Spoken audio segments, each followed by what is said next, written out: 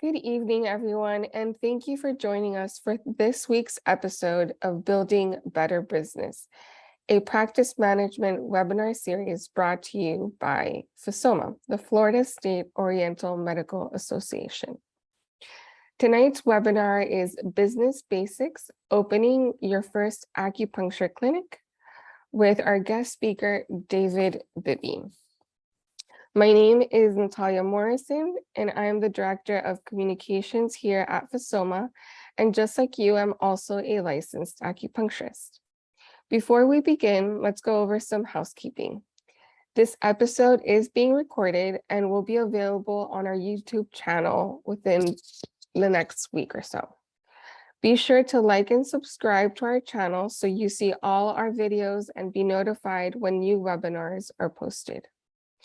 Please note the information shared in today's episode by the speaker is for educational purposes only. The views expressed by the speaker are of those of the speaker and not necessarily those of FSOMA. Please note that we will be holding the questions until the end of the webinar, and you can submit your questions in the Q&A icon found at the bottom of your screen. So without further ado, welcome, David. Thank you so much for being here with us tonight. No, thank you for the nice introduction, Natalia, and everybody. I'm really pleased to be here and be able to share some information about how to get started with opening your first clinic. And tonight I've got about 30 slides, and I'm gonna try to, move through them pretty quickly. There's a lot on the outline and agenda for this evening. But some things require more explaining than others, and as Natalia said, should you have any questions, just put them in the Q&A and we'll take a few minutes at the end to make sure that we can respond to as many, if not all of those, as possible. And if for any reason your question is unanswered, we'll respond via email and give you as complete an answer as we can. I'm going to do a screen share for you and take you through the PowerPoint presentation. We've also provided this as a PDF for the presentation slides. Natalia is going to make that available for all of the attendees, and it too will probably be available via the website. There are some hyperlinked areas of the PDF and the presentation, which I may or may not, depending on how our time goes, jump to one of those hyperlinks to share some additional information that's off of the presentation, but I think that's important to give you an illustration or a way for you to see it. If we do that, I'll stop my screen share to relocate the other materials that should be open on my laptop, and we'll try not to interrupt the presentation too much with that, but it's just a matter of trying to give you as much information as we can. The last bit I'll say before I start this is, being from Boston, I tend to speak, in a steady stream of consciousness, like hardly catch your breath I could do that for an hour or two. And so I'll try to keep it, evenly paced and take a second or two between some of our subjects to catch my breath and allow you to, again, post a question if you have it. But I'll try to keep this as pithy as I can. The slides are really effective for me because it keeps me on point, and all of the material that I want you to have and all the material I want you to be aware of and for us to discuss is on the slide. So I tend to read through the slides in so much as it provides me a clear narrative for the presentation, as well as it's a good resource tool for you after the fact that you can go ahead and read through the slides.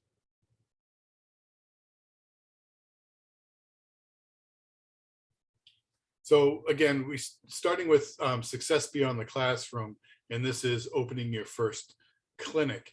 And it's been one of the issues that I've had for a long time is, trying to provide students with some clear understanding about, what their best steps are going forward beyond school. And there's so much emphasis from semester one all the way through your program on passing your next quiz and passing your next test and prepping for the boards. It's all about success in the classroom, Unfortunately, nobody's really talking to you about success beyond the classroom. All of this effort, time, money, sacrifice is serves a couple of purposes.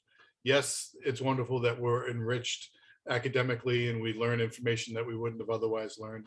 Yes, it's tremendous value to ourselves, our patients, and our community to have us as effective healthcare providers in our neighborhoods. But equally important is that your business is able to succeed and remain in business. So we really want to. Your state association is made up of practitioners and providers whose goal and experience is about making sure that they're doing all the things necessary to make sure that their lights get turned on tomorrow, their patients have a place to go and come for care. And so I tend to focus on those subject areas when we're teaching. Let me go ahead and start my slideshow.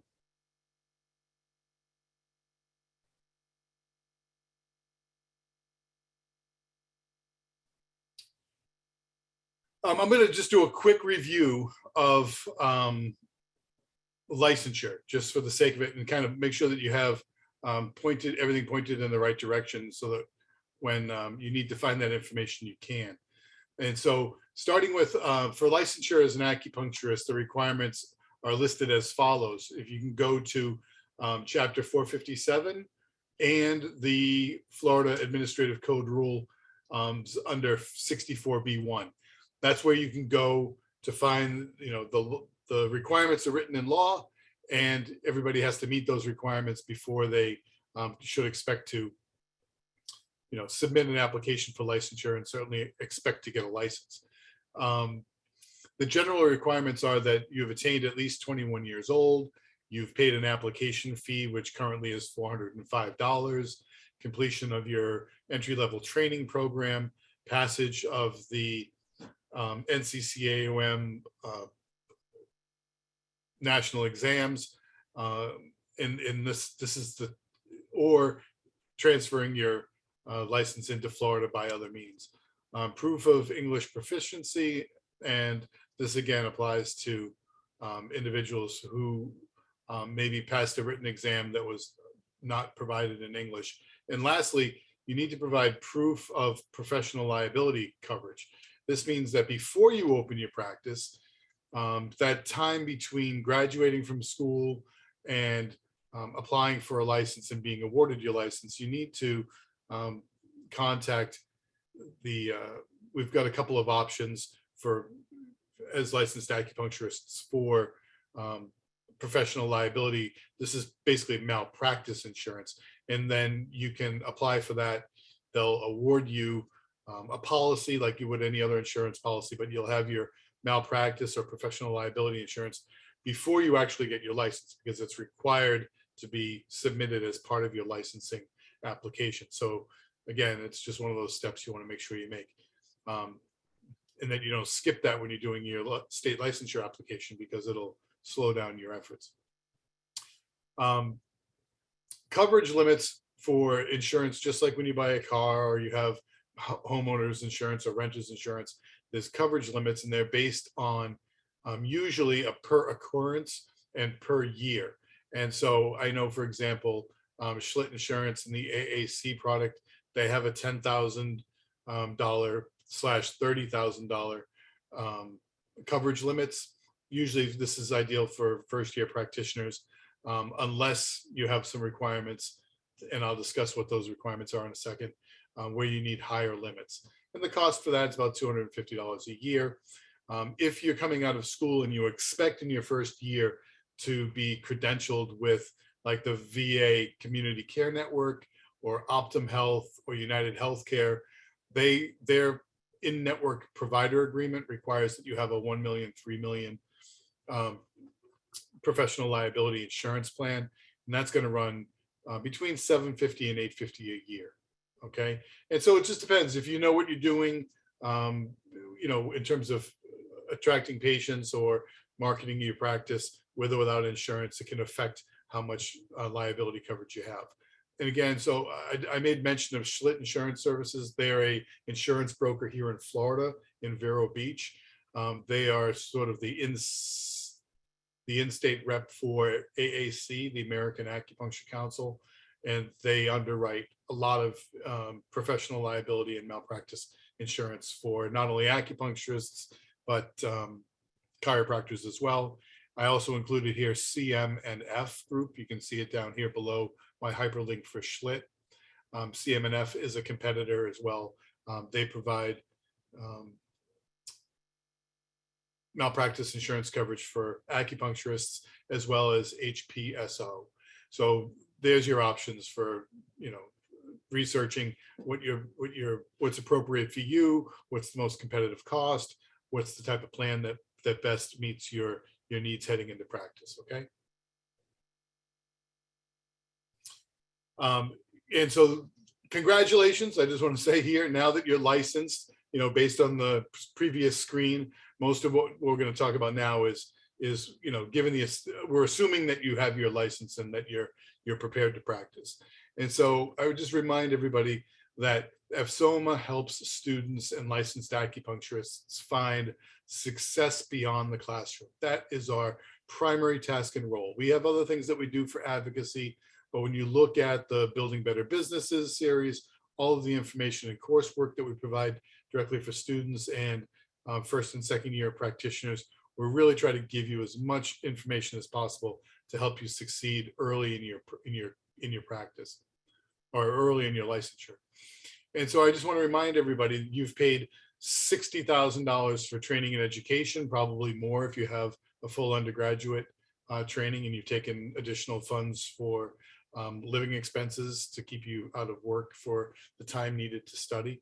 You're going to pay more than $2,500 for your NCCAOM exams. There's an additional $250 minimally. We just talked about that for your professional liability insurance. $400 for your Florida license application. The $3,000 to $5,000 that you're going to spend to purchase equipment and space and take your first step into opening an office. You've made a tremendous personal and financial sacrifice toward your future success, and to protect your investment and your practice by becoming a lifetime member of FSOMA. It's one of the things that you just have to say to yourself, I've got to pay Duke Energy to keep the lights on. I've got to pay Spectrum to keep the Wi-Fi and cable on. I've got to pay my insurance, carrier for professional liability. Maintaining your professional membership for your state association, which provides education, training, advocacy, information, data, is a priority for all professionals. It doesn't apply to just acupuncturists. If you're a chiropractor, you'd be thinking the same way. Physical therapists, certainly thinking the same way. Medical doctors, nurses, real estate agents, typically people that have a regulated license like we do. You want to make sure that you have an advocacy, lobbying, and information infrastructure that helps you remain connected to what's happening in the profession. Being isolated and adrift is a long and lonely and sometimes unfortunate road that too many of our colleagues take. And so I just remind everybody, becoming a lifetime member of FSOMA is going to be one of the strongest investments you make in protecting the tens of thousands, hundreds of thousands of dollars that you will spend to be a licensed acupuncturist and remain in practice. The keys to longevity and success in practice are found here. Surround yourself with people who have been successful. They've demonstrated, years, sometimes decades, or even more, 30, 40 years of success in this profession and business. Surround yourself with those people because they're going to be tremendous resources to help you build your own business and practice, but also pivot and develop resilience so that you can weather any storm and you can continue to grow and prosper and fulfill your commitment to yourself, your family, as well as to your community to be a valued healthcare resource there as a licensed acupuncturist, doctor of acupuncture, oriental medicine, Chinese herbology. I say the first thing we're going to talk about when it comes to, you've graduated, you've got your license, considering your clinic location and whatnot, is the first thing you need to do is create what I call as a business entity. Okay. And the business entity is basically, how are you going to organize, David Bibby, the person, into David Bibby, the business. And so to me, there's two major considerations. One is your taxes and how you're going to be responsible for paying taxes on your income. And the other is liability. What type of structure do you want to have as a business that has some built-in liability protection for you? Liability could be, anything from obviously malpractice and harm, but other forms of liability as well. Maybe it has to do with protecting yourself against partners, renters, lawsuits of any kind. And so the typical way that people look at, their options here, if you're going to say, what is my identity or my entity for the business, it's either as a sole proprietor or you're going to incorporate. If you're not a sole proprietor, then you're incorporated either as a professional association, which is a PA, an LLC, or an S Corp. Those are the typical ways that people organize themselves as a business. So this is a decision you need to make sort of early on. And I'll just, for my own purposes, as a sole proprietor, you're basically the individual. Here in Florida, you can either be David Bibby doing business as David Bibby, LAC, or you can use a fictitious name that's still a sole proprietor. That's what they call it. Other states use the term DBA for doing business as, but here in Florida, it's a registering a fictitious name on SunBiz, which is the Department of State and Corporations here in Florida, is SunBiz. And by registering a fictitious name, I think it's $100 a year. You could be, David Bibby doing business as Lotus Spring Acupuncture, and you would be a registered entity with the state. They would have my name, my address, some other particular details about me, and the name under which I operate my business. You would typically, under a sole proprietorship, you're either going to use your social security number as a tax ID number, or you can use a TIN, a tax identifier number that you can get from, actually, let's just leave it at that. It's sole proprietors are 9 times out of 10, you're just going to use a social security number, which doesn't provide you with a lot of autonomy. You're going to be using your social all over the place. That's one way to do it. Typically, if we're incorporated, either as a professional association, LLC, or S Corp, you're going to go to the IRS and ask for assignment of a EIN, an employment or employer identification number. Even if it's not your intention to hire employees, this is the number that they use, EIN. And so these are things that you would do. I mean, you could do this before you graduate if you have a sense for what the name or what entity type you want, whether it's a sole proprietor or a corporation, and what the name of that might be. If you're going to use your home, for example, as a registration address, you don't have to have your office identified necessarily yet. Quickly, I just want to touch base on something over here where I talk about corporations. You'll see PA more and more, and LLC, although the LLC still applies in lots of examples. Typically, the way the IRS and your accountants and bookkeepers would prefer that you're organized is as a professional association, even if it's just an individual. It sounds like this involves more than one person, but it doesn't have to. And as the reason for that is that LLC, the limited liability corporation, is famous for doing what its namesake sounds like. It creates a little bit of a liability limitation, in so much as if your corporation is sued, it separates your corporate assets from your personal assets. The challenge with that is that healthcare providers and other regulated professionals don't really have protections under an LLC that don't allow for what they call piercing the corporation to attach your personal assets. In other words, if you're a licensed acupuncturist and you're registered as an LLC, you have no greater protection than you would under a PA.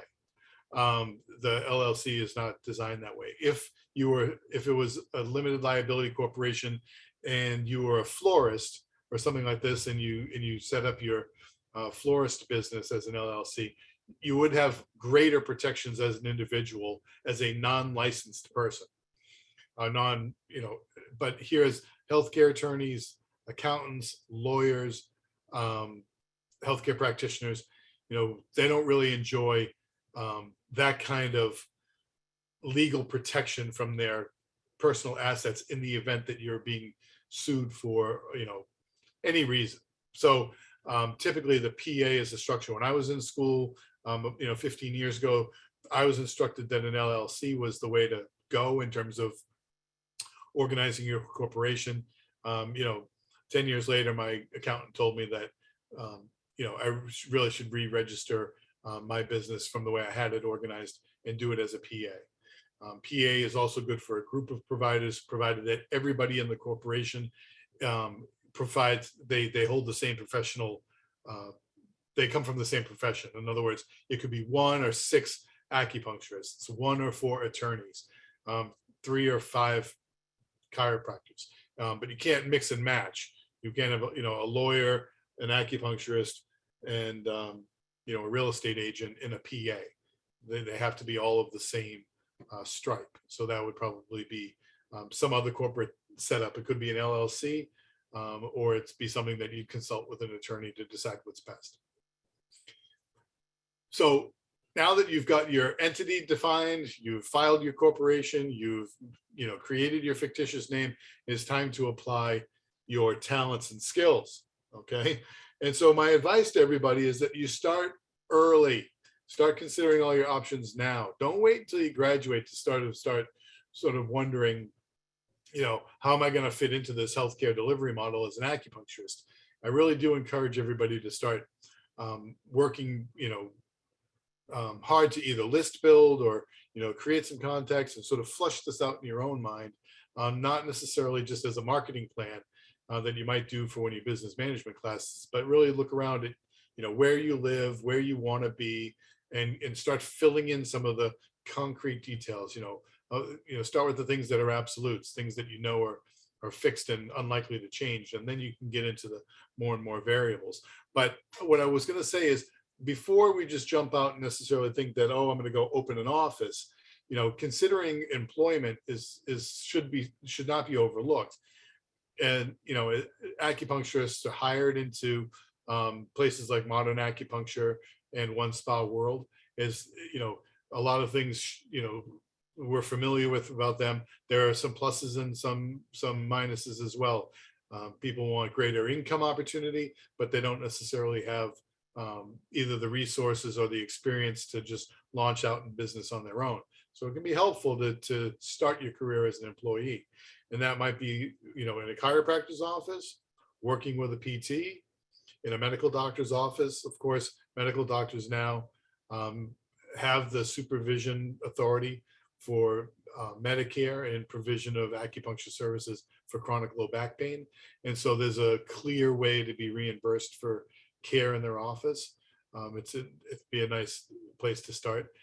Certainly counseling and recovery facilities are usually looking to incorporate more acupuncture in their services, as well as hospital and outpatient settings. There's a role for us in all of those. And the list goes on and on and on. I don't want to say that these are the only 5 things that can be done, but certainly they're the top of mind things that come to employment opportunities. And then lastly, I included here, go ahead, self-employment, solo or small practice, whether you strike out on your own or you join a handful of colleagues in an existing practice, or you move together to open a practice with a fresh start. I want to also sort of include on this slide, general liability coverage. We're going to talk a little bit more about insurance and insurance products in just a second for you. But the reason I mention it is because depending on whether you're an employee or self-employed, how liability coverage applies to you matters a little bit here.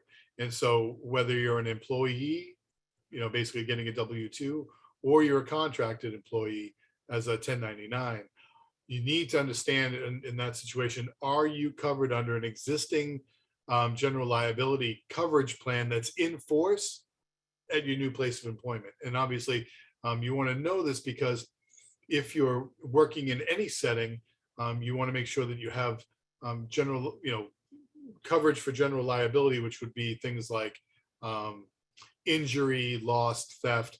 There's a lot of number of things that you can be, you may be named as a party responsible for harming somebody, even if you never saw the person or put your hands on them. And so if you're joining a group or working in a employment setting, as I described it over here, you want to make sure that you check that box. Am I covered under an existing general liability plan that's in force at your new place of employment? And then obviously for self-employed people, we're responsible for getting our own general liability coverage, which would protect us against obviously damage as well as injury in the office. And this is something that you'd want to do. You have a really clear understanding of before you start put your first needle in somebody, is who has the liability for providing care. Okay. Office space. So anyway, I dedicated this slide to some consideration for your options in terms of an office. And I included here location, location, location, of course, but leasing, renting, and buying. Okay, those are your three ideal situations that you would be choosing from. When you lease commercial space, you're going to be responsible for a base rent. Usually something they call CAM fees, which are community fees for things like trash, maintenance, taxes, and insurance. And these are not taxes and insurance related to your practice. This is taxes paid by the property owner for like a strip mall development or their insurance plan for fire, flood, wind, things like this is carried by the tenants. And so you'll have a base rent, CAM fees, then you're gonna have utilities and other responsibilities, and then under here, equipment repairs, maintenance, stuff like this. I put in studs in versus studs out because when you sign a lease, most lease contracts are written in such that you are responsible as the tenant for any damage or any repair required from the studs in. In other words, if it's an electrical issue in the wall, if it's a plumbing issue, that's inside the studs, like your toilet cracks and breaks or something like this. That's different than the pipe that's buried in the ground that's exiting the building. And so there's a line there where the property owner or the property management company is responsible for certain maintenance and upkeep and repair, and so is the tenant. And so we're responsible as tenants for everything from the studs in. So if it's a wall fixture, something that's in the walls, in the studs, or in an open space, you have a hand washing sink and the faucet falls off or a handle gets weak, that's your responsibility. If it's a leak in the wall, that this happened to me about 6 years ago. We had a copper leak in the ceiling where the water that was being forced in and provided for the tenant next door to me, it was a pizza place. Well, it sprung a leak, and it leaked for an awful long time.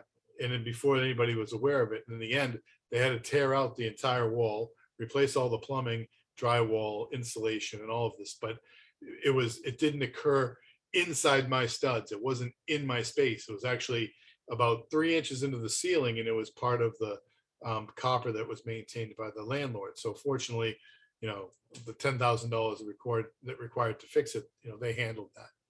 But I wanted to sort of give you an idea what the cost of that looked like. And so in a typical, let's say a 750 square foot office, which is a modest size normal office, is usually charged, the cost is by the square foot. So you say you pay $1 a square foot, $2 a square foot, $3. I just use $1 here as my example. And that's $750 for the year. I'm sorry, for the month. I misspoke. Your CAM fee, let's just say your trash, maintenance, taxes, and insurance. Let's say that for the community of people that have leases in that office, it's about $125 a month. Your Wi-Fi, water, electrical, pest, cleaning, general liability insurance, that might all run $550 for the month. And then equipment repairs and maintenance, you kind of want to budget for something, and I just put in $75. So let's say somebody says, well, how much is the rent? Well, the rent is $750, but what's it going to cost you every month to be in that location, to have your own autonomous space? This is a minimal number on these things here. It didn't include things like other business expenses, is like marketing your business, or obviously, labor if you have a front desk person, or many other things that go into running your practice. But I just wanted to give you an idea here of what that experience might be like if you haven't been through it before. And of course, there's no equity in that.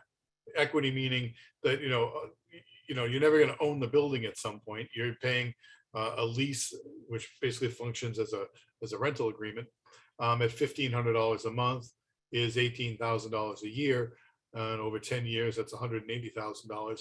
And you haven't built any equity in doing that. I'm not saying it's good or bad. There's a lot of flexibility and freedom and liberty. I ran my business like this for more than 10 years. And I never cried over the money that I spent, because I enjoyed the flexibility. I wasn't sure if I was going to stay where I was. I didn't necessarily already own a house. I didn't want, more responsibility for roof and insurance and maintenance of the property and all the things that go into that. I just wanted to turn a key, go into my office, do my work, and when I was done, leave. And for the most part, I was able to do that. So that's option one here. You're a leaser.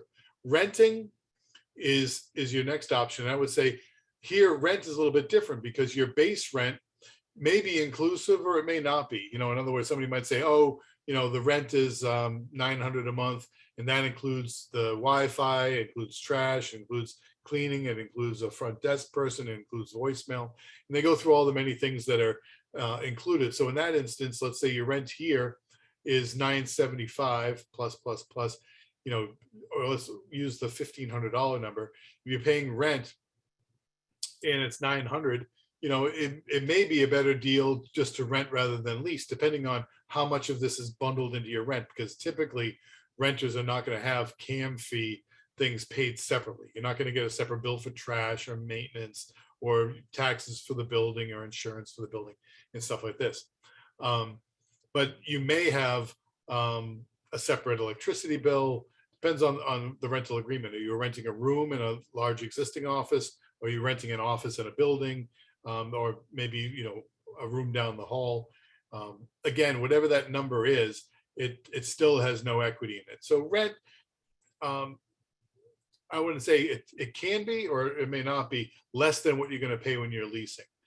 And certainly when you're renting, it's a little less complicated in so much as some of these other things are bundled into that rent number. But it's important for you to realize and to understand exactly, what do I get for my rent? And if I pay a lease, what else am I responsible for paying for?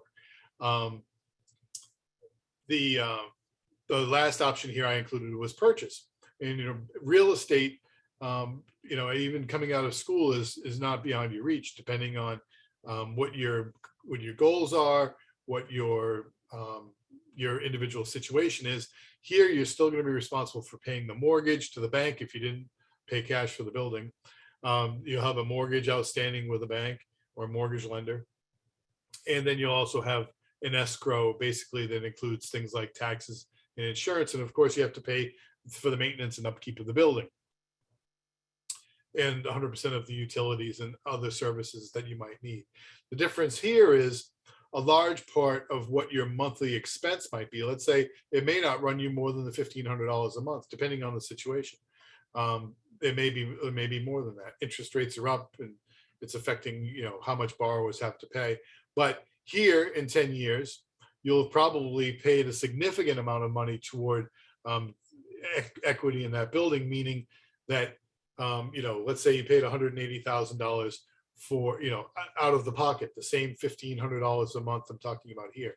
Over 10 years, instead of that having no equity, maybe 6, 8, 10,000 or 25,000 of that 180 that you paid is actually going toward equity in the property.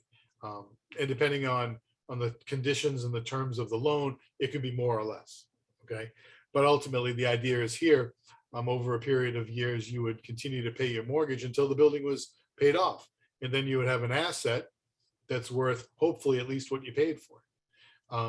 And that's a nice tool when it comes to creating financial security for yourself, but also if when time comes that you want to retire or move your business, you're able to sell the property and gain, principal for that. And so there's something to consider. You want to ask yourself, do I want to lease? Do I want to rent? Or do I want to buy? And have a serious conversation with yourself, your family, any financial planners that you might know, or people that are in a position to offer you some good advice on that. I told you I'd circle back to general liability insurance. And what I want to start with saying is know your limits. It's like anything else.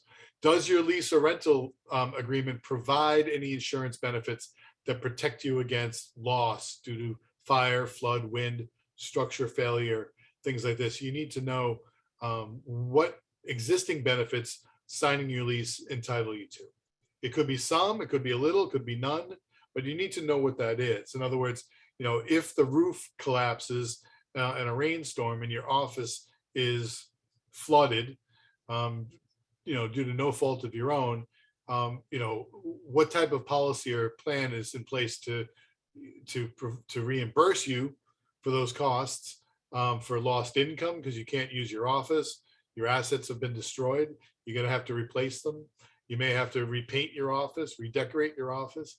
And is this coming out of your pocket, or does the person you just signed a lease or a rental agreement with, does their insurance plan cover you for that type of loss or destruction?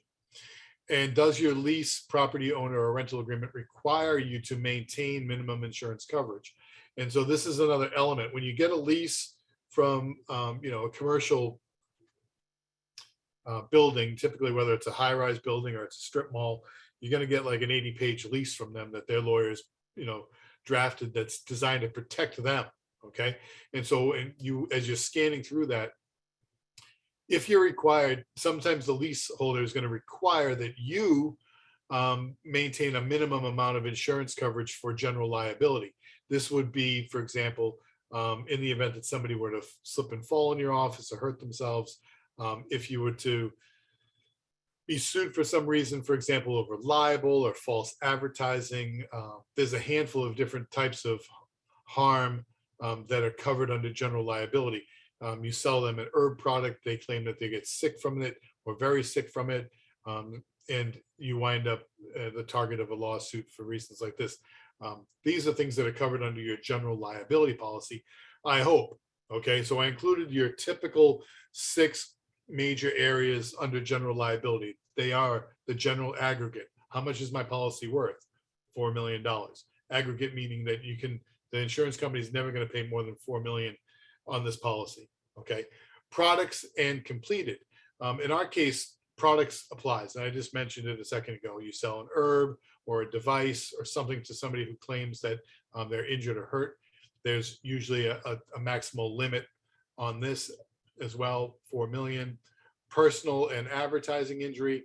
And so this is if you do something that harms the reputation of an individual, you may be sued civilly outside of a HIPAA complaint, for example, for an inadvertent or overt data breach, or some personal information is shared about a patient that mounts to an injury.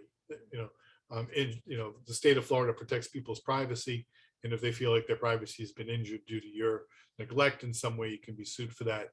It's got a $2 million limit on each occurrence. Is the type of policy that you're paying for. Is so long that your policy is in force, they'll pay per occurrence. Okay. And then last, damage to rented premises. This is obviously usually relates to fire, but it could be other things like flood as well. Like, a plumbing leak in your office, and somehow it damages your equipment, your space.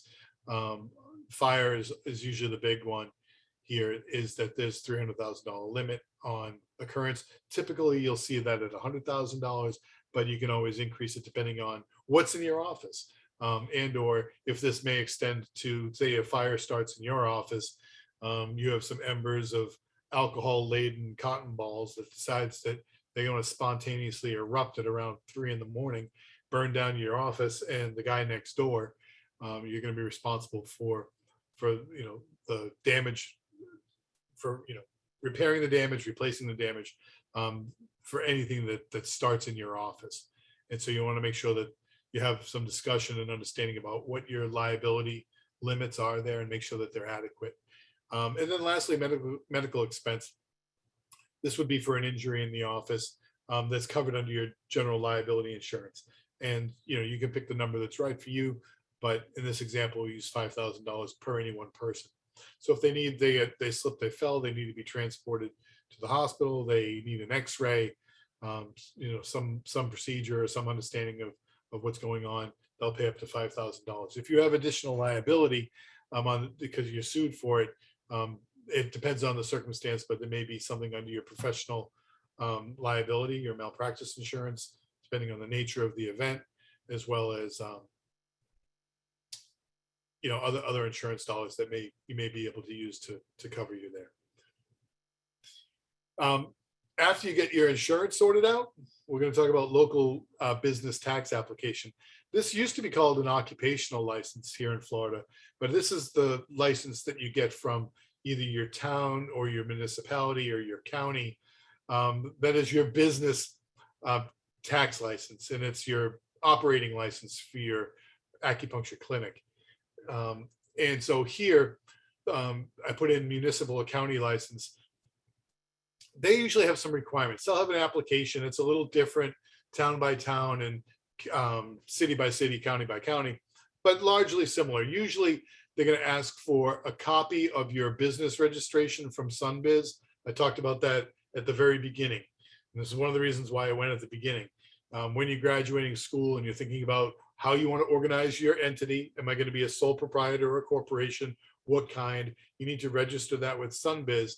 And one of the reasons is you're going to need it for opening a bank account. You're going to need it for doing lots of different things, but you're also going to need it to get your basically your local business tax receipt or your local business license.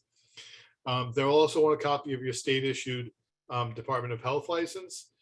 If you're already licensed and you're opening your office as a licensed acupuncturist. If you're opening an office and you're waiting on your license, they'd probably have some. You could do it. You could open your office as a citizen, and or tell them that your license is pending, and it wouldn't slow down your application process. But if you have one, you need to provide it with them typically. The fee usually runs $50 to $100. You may also be required, again, to provide them a copy of your general liability coverage. This is your slip and fall general liability coverage for the location that you're at, as well as a copy of the lease or rental agreement demonstrating that you have, proper possession and ownership and right to use whatever space you're calling your office. And lastly, they may ask for a copy of your fire exit plan, which is basically you can draft it out by hand, use a ruler, give them a sketch or a schematic of what the footprint of your office is. It's going to show the egresses, meaning the front and back or side doors, and where your exit signs are located, and what your exit plan is. And basically, the reason is depending on where you are around the state, when you apply for and receive your local business tax license, it's shared with EMS, police, and fire, and they pass along a copy of that drawing in it. And if that way, typically if a fire alarm goes off in your building or the responders are being called to your location, they can review, if they want to, the fire exit plan for your office. How is the space laid out? Where can they expect to find doors entering and exiting your office? Okay. A couple of things over here, technically, just in case you didn't know, an acupuncturist's office does not require an establishment license. And for licensed massage therapists and other types of providers that require an establishment license, that's not true for an acupuncturist. You don't need to You're not required to maintain that. There's, if you've been to a doctor's office, and often our offices, even though they're offices or clinics or they go by other names, sometimes my certificate says doctor's office on it. That's just the way it's categorized as a healthcare provider here in Citrus County, is that unlike physicians' offices, they're required to have a hand washing sink in every treatment room. That's not the case for licensed acupuncturists. You need to have, one easily accessible hand washing sink that's hopefully close to your treatment room. Because you, at some points, you'll have a DOH walkthrough or somebody that's doing a Sharps inspection or something, and they may be looking for that. But you're not required to have the sink in your treatment room the same way physicians are. The National Electric Code, NEC, there are some standards in there for doctors and physicians' offices as well that require GFR and surge protection on all of the power outlets in a doctor's office. That does not, we had this question once come out of Sarasota County last year, and I did some research and spent some time with the building inspectors talking about the National Electric Code. It does not apply to licensed acupuncturist office yet. It applies to physicians, does not apply to acupuncturists, same way sinks don't and establishment licenses don't. That may change over time. It's basically designed to protect in the event of a weather event, a power outage, is that there's no surge for power, and under certain circumstances that they have backup emergency source of power, for example, in a hospital for a respirator or other monitoring or life-saving equipment. The National Electrical Code that applies to facilities in doctors' offices doesn't apply to acupuncturist office yet. I've also included in here for you ACA, the Administration for Healthcare, Agency for Healthcare Administration, I'm sorry. There's an exemption there for licensed acupuncturists as well under section 400-9905 4G. And basically what the exemption is that acupuncturists and lots of other provider types can apply for a healthcare clinic licensure exemption. And, depending on your particular situation, there can be an advantage to that. Healthcare clinics typically require a medical director to be on staff, or at least available and named as part of the clinic. There's also some requirements for receiving certain types of prescriptive medication in a clinic, that the clinic that the facility is registered as a clinic. But these exemptions are available to acupuncturists, and depending on where you are in the state, sometimes it can be helpful to apply for and have your it's not that your office is not a clinic, it's just that you're exempt from the requirements of a healthcare clinic, meaning some of the application costs and other functions that are required of a healthcare clinic in Florida. And the reason for that is, depending on where you are, you may have a Department of Health inspector walking through your office at some point who's unfamiliar with what the requirements are for an acupuncturist. And sometimes they'll have, either an arbitrary sensibility about what is required in your office, and or they may hold you to a standard that is north of what you're actually required for. Like they may be walking through your office saying, where's your hand sink in every room? Where's your NEC coding for surge protection? Where's this? Where's that? And it's helpful to be able to just point to the wall and say, I have an Agency for Healthcare Administration exemption for healthcare clinic requirements. It's $100. It's issued every 2 years. You log into the Agency for Healthcare and you'll see in the left-hand margin an application for exemption. And so, I mentioned it, not every acupuncturist is going to trouble to do that, but it can be helpful under certain circumstances. You want to be mindful that ADA accessibility in your office can be very important, in so much as we're talking about the width of your doorways, width of hallways, access to your front desk, handicap accessibility built into your public restrooms. in general, meeting the accessibility requirements. And I mention it because if you plan on becoming an in-network provider for the Veterans Administration through their community care network, again, Optum, Humana, Aetna, Cigna, United, any of the major private carriers, as well as Medicare, Medicare Advantage plans, is usually your provider agreement has a requirement for ADA accessibility for your office. And so, you want to you'll get a contract. That's if you're going to be an in-network provider for any of those insurers. And you want to read it carefully to make sure that your office complies with the requirements there for to act as an in-network provider. Because if you just whip to the back of it, sign it, and send it into them, and you've been taking patients for 6 months, and they're reimbursing you, and for some reason you either have a complaint or an audit for your facilities, then you're going to find an insurance investigator or inspector standing in your office. And if you're not ADA compliant, they may very well consider your execution of your provider agreement as fraudulent and be seeking damages, as well as anything that they've paid you to date.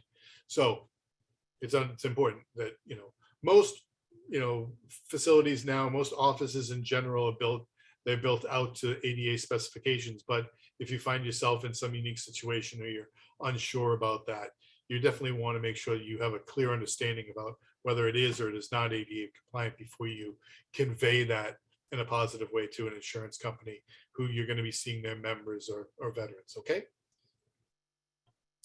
Clinic manuals. Okay. How you run your office. I'm just going to kind of move through this quickly. Every office needs an employee handbook. Why?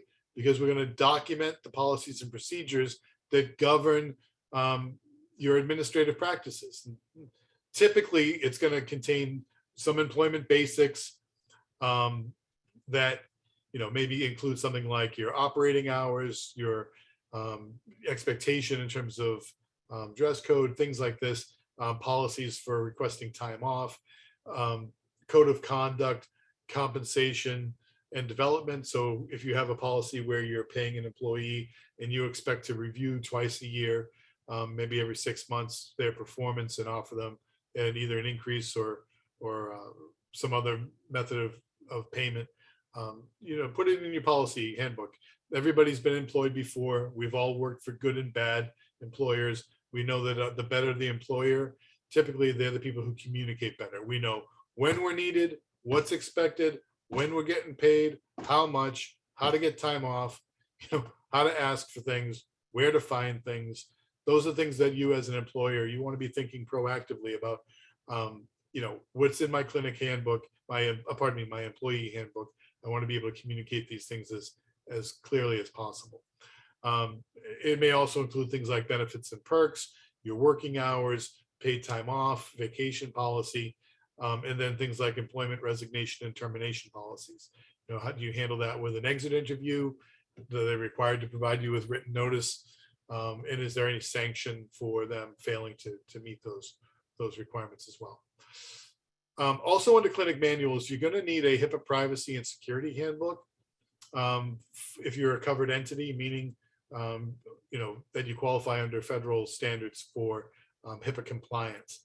And basically here, you're going to be required to document your policies and procedures, your workforce training, who is your privacy and security officer in the clinic. If you're a solo practitioner or you've got 30 employees, both of these things apply.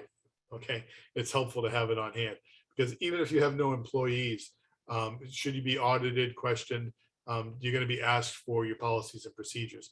And it's not a good answer to say it's in my head. Okay, you need to have it documented somewhere where you can pull out a 3-ring binder and point to the policy, the procedure, the rule, when it was last reviewed, when it was last updated.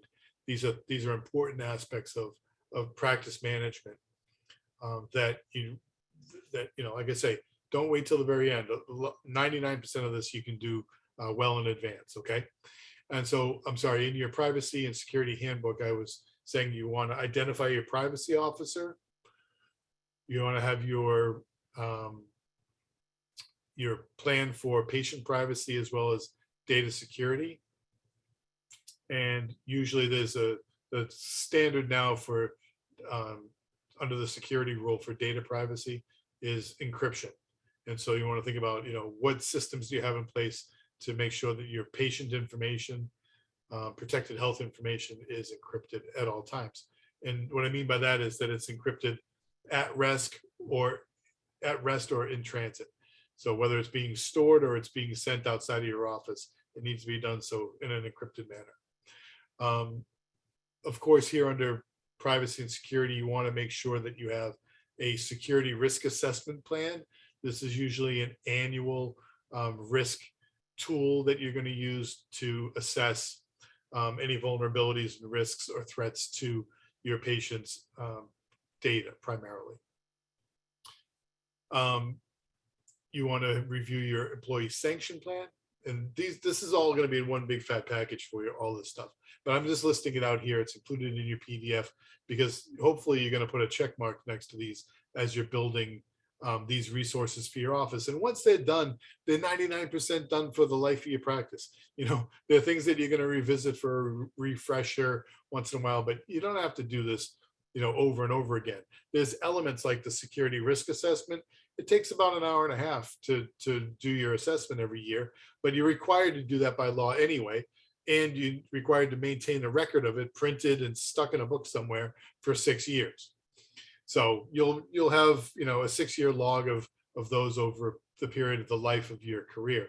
But you need to have them typically kept in one place. Understanding that, employee sanction policy is important. It's required under HIPAA, meaning basically, what is your plan if you have some sort of unintended release of or sharing of somebody's protected health information. Employee, faxes something to the wrong attorney's office and realizes it after the fact. Is this a cause for a verbal warning, a written warning, termination? You have to have a policy in place for how you handle those incidences, and then you have to follow it. Okay. Questions about whether or not you're going to use an electronic health record or EMR, electronic medical record. I think going forward for most people that are starting a practice, if you have, whether you're going to bill insurance or not, it makes sense to have digital records for your patients as opposed to paper. In terms of guaranteeing the integrity and accessibility of those, it's helpful to have them in digital form nowadays. You also want to make sure that you have data access policies. This is also, part of your plan. If you're creating digital records for patients, who has access to it? Everybody in the office, just you in the front desk. These are things that need to be documented policies, as well as a breach notification plan. Should the unimaginable happen, you have a phishing attack in your email, somebody opens something they shouldn't. Next thing you know, you start noticing that your database is starting to blink and wink on you a little bit. It's acting a little funny, doesn't load quite as fast. And before you know it, the 6,000 patient names and information that you had stored, they're MIA, or they're locked, or they're hacked, or they're being ransomed. Okay. You have to have a breach notification plan for everybody who collects digital data for a patient.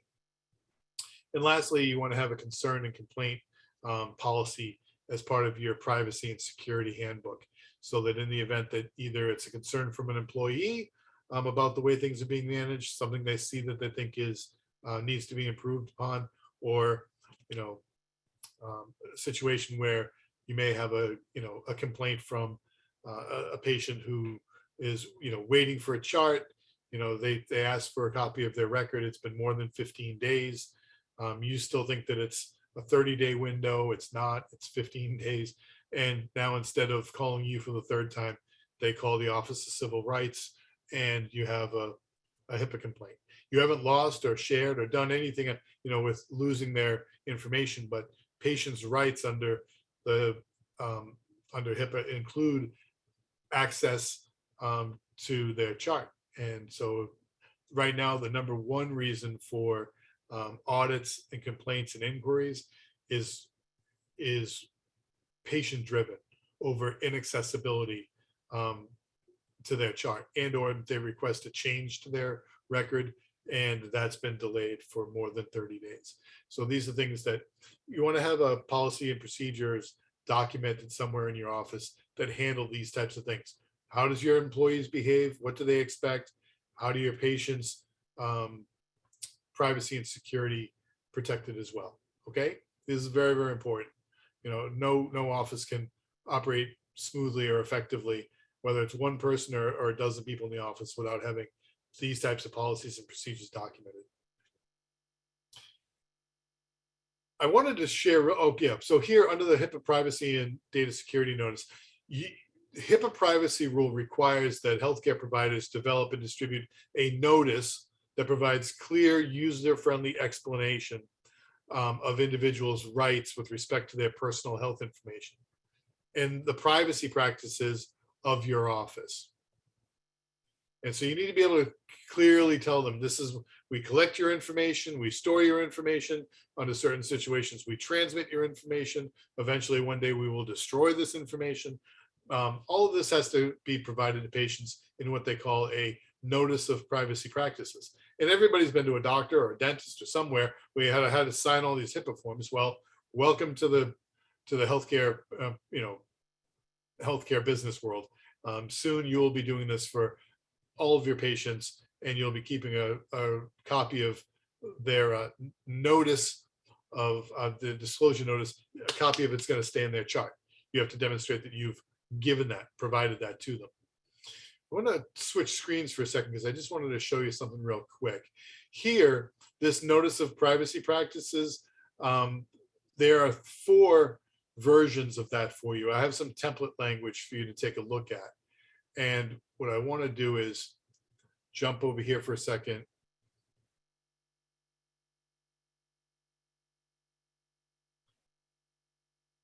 Right here. And I hope everybody can see this. It says your information, your rights, our responsibilities. Yes. Okay, thank you. And so here at the top, this is a template from Health and Human Services, and there's 4. I showed you the 4 on that previous screen. I just picked this one to show you as an example. Here, where it says instruction A, insert covered entity's name. This is the name of your practice. Over here, instruction B, insert the covered entity's address, website, privacy official. So whoever your privacy officer is, their phone, that's likely going to be the phone for your practice, email address, or other contact information. So this is an interactive document where you can go ahead and put in your own information over here. So let's just put in alternative primary care. PA, that's my office. And over here, I would put in my address and website, contact information. And as you read through this, this is designed to be super easy, very friendly. It's a 5-page document where this is written to your patients, where it says your rights. You have a right to get a copy of your paper or electronic record, blah, blah, blah. Your choices. Our uses and disclosures. We may use and share your information as we treat you, as we run our organization, as we bill for services, help with public health issues. Sometimes there's some data sharing with EMRs as well, doing research to comply with the law. That's page 1. And as you just read through here, it just gives them your rights, your choices, more information about disclosures. And along the way here, you want to read this carefully because it's going to ask for you to go ahead and continue to update and to tailor this document to meet your office's needs. Like I showed you with the name of the practice up the top, the address, but down here, it's going to say instruction C, insert any special notes that apply to your entity's practices, such as we do not create or manage a hospital directory. That's not going to be specific for you, but as you go through this, you want to make sure that if there's any additional information that you want to include in your disclosure notices for your patients, it's included on this document. And of course, you have the choice of then once you make those changes, you can save this, and it's going to be your practice's permanent document for notice of privacy and security. Here, there's no place for a patient's signature. It's not intended to be. What you're going to do is give them this document, and you'll have a separate document that says it's that has a handful of, maybe 4 lines on it, that your patient's going to sign that I have received a copy of my information's rights and responsibilities for HIPAA, on such and such a date. And so this document goes to the patient, and you keep a copy of their signature saying that they've received it in the patient's chart. And this is how you demonstrate that you're complying with federal law for your notice of privacy practices. Okay. I hope that's helpful to take a look at the example. If you don't like the way that that's formatted, then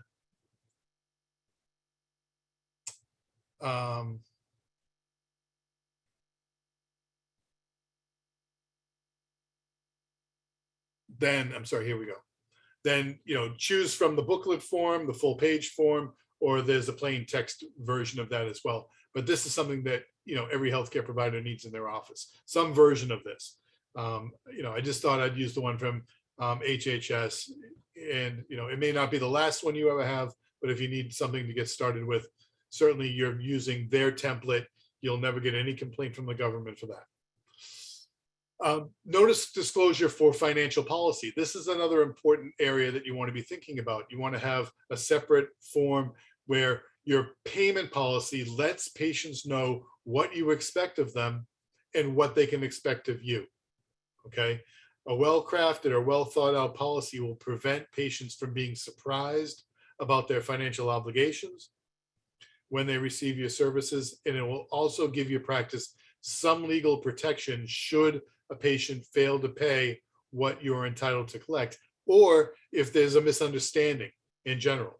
Okay, it provides some legal protection there as well. And or sometimes it's more comfortable than repeating yourself or saying I told you already, is to just be able to produce the document again and say, let me remind you this, when you visited the office first, when we onboarded you as a patient, you signed a copy of our financial policy. If you have any questions about it, we can go over it, but these are the things that we want to make clear.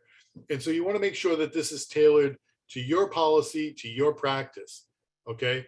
And then and the reason I say that is because everybody wants to copy everything from anybody else. They don't want to spend 10 minutes thinking about how they might tailor the document to meet their own needs, when in fact, it's about as sloppy and unprofessional thing as you can possibly do. It's a disservice to you, your business, your profession, your patients. It doesn't take all that much time.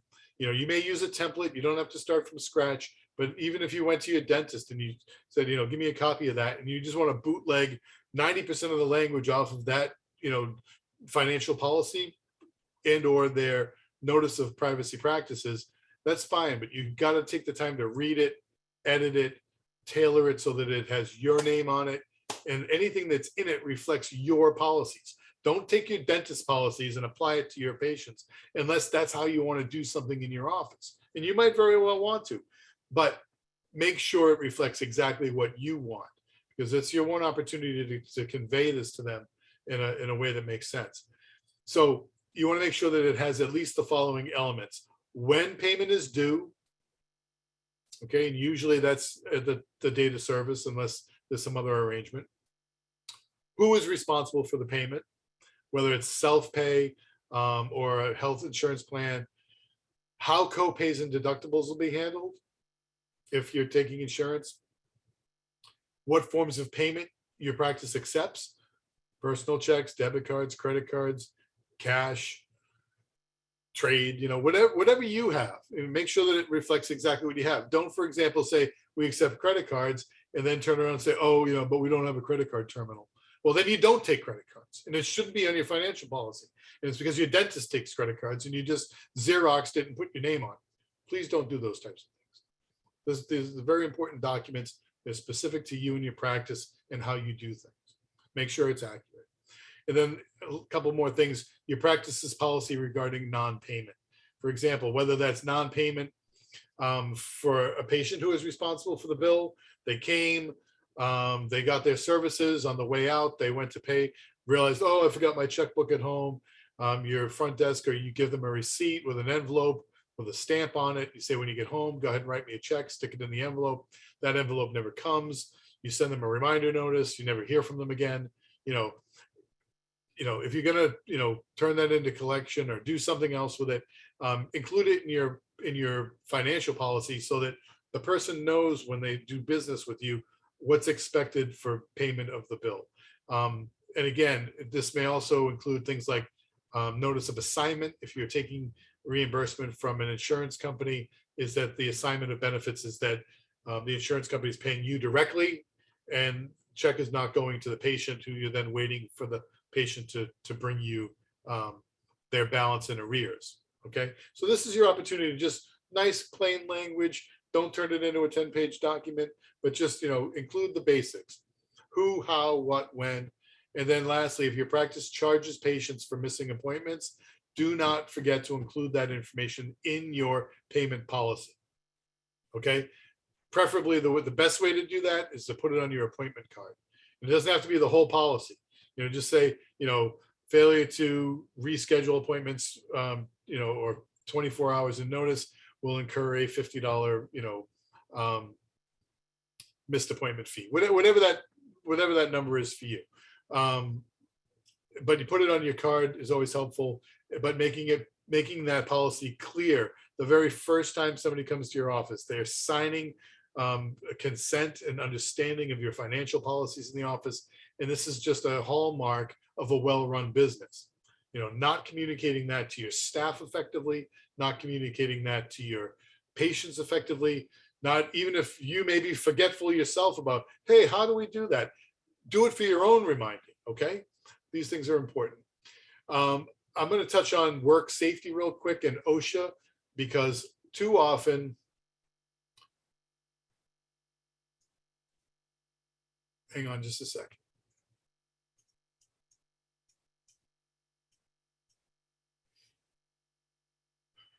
Actually, I'm missing a slide here, and I just wanted, maybe it got pushed down in my present. Oh, there it is. I'm sorry. For workplace safety and OSHA. What I wanted to talk about now is the Red Book. And I don't know if this is something that you've heard about already in school, but the Red Book goes by that name for a reason. And that's because you'll get a red 3-ring binder, probably in the 3 to 4 inch range. And it's going to have a bunch of stuff in it that you need to keep in your office.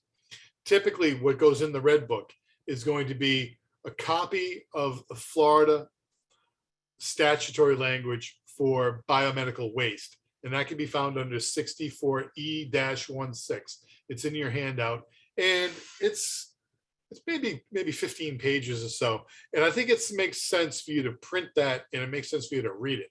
And the reason why you want to print it and read it is because you'll have an exact copy of what the legal requirements are, the definitions and whatnot for management of biomedical waste.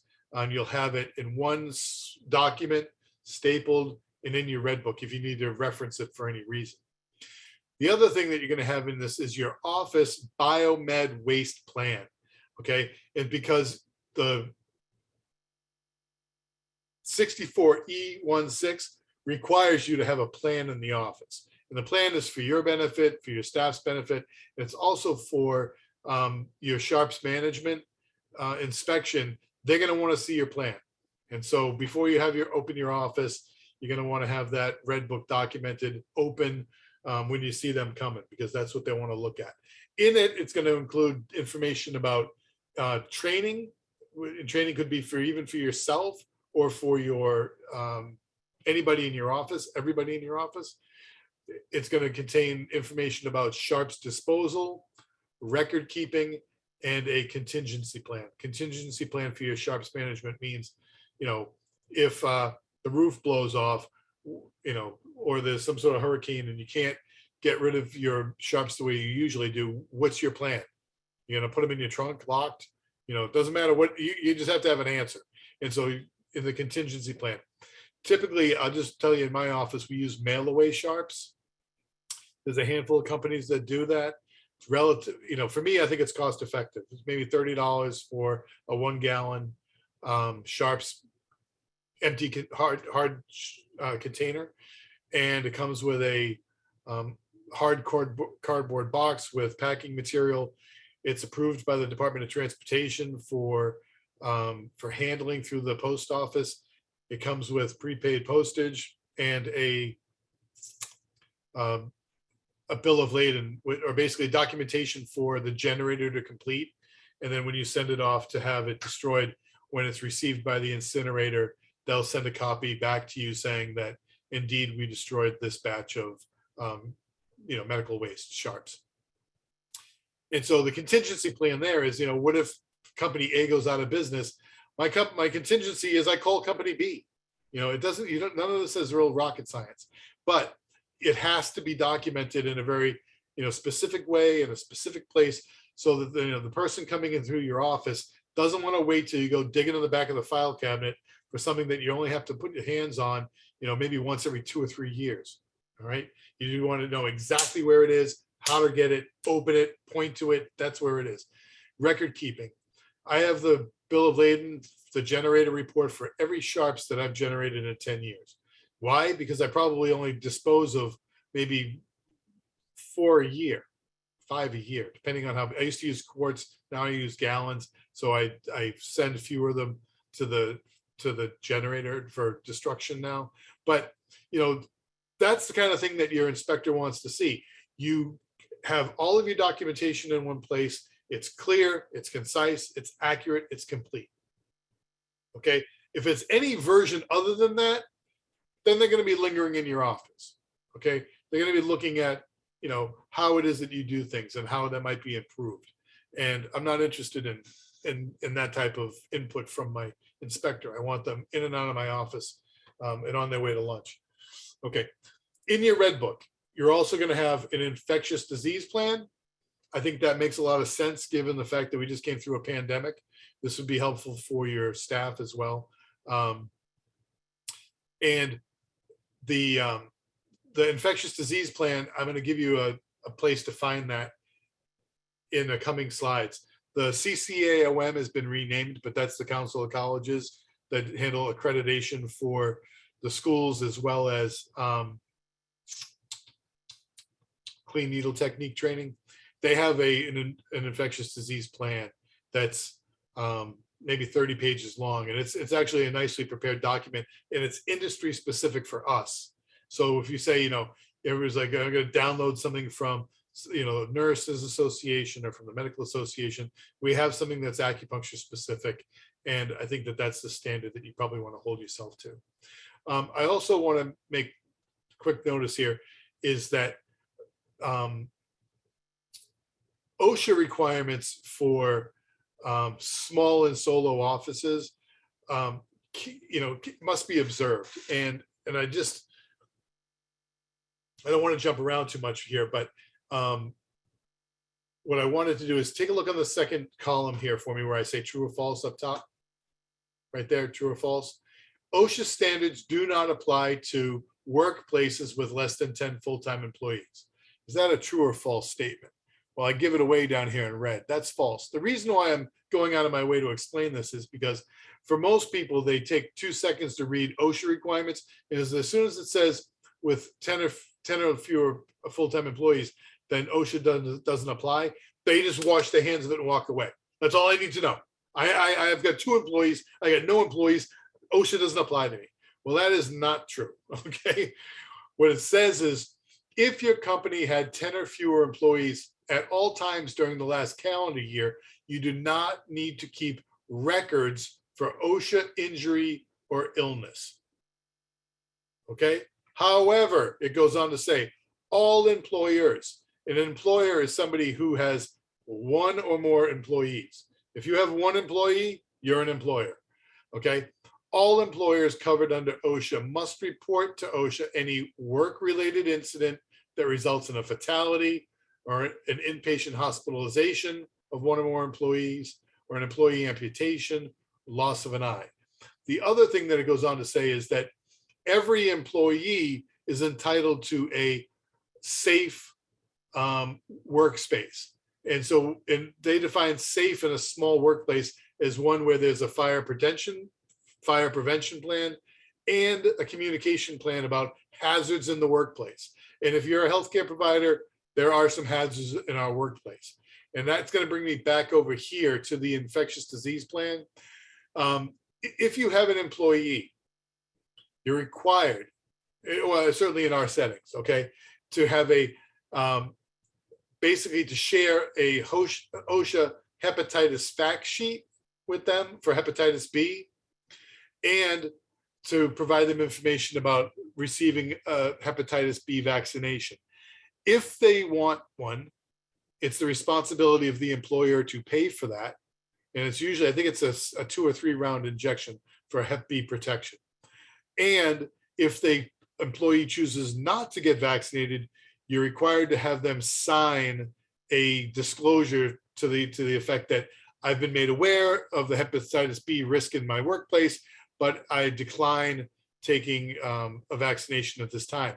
And that is going to stay in their employee record for as long as you have them as an employee.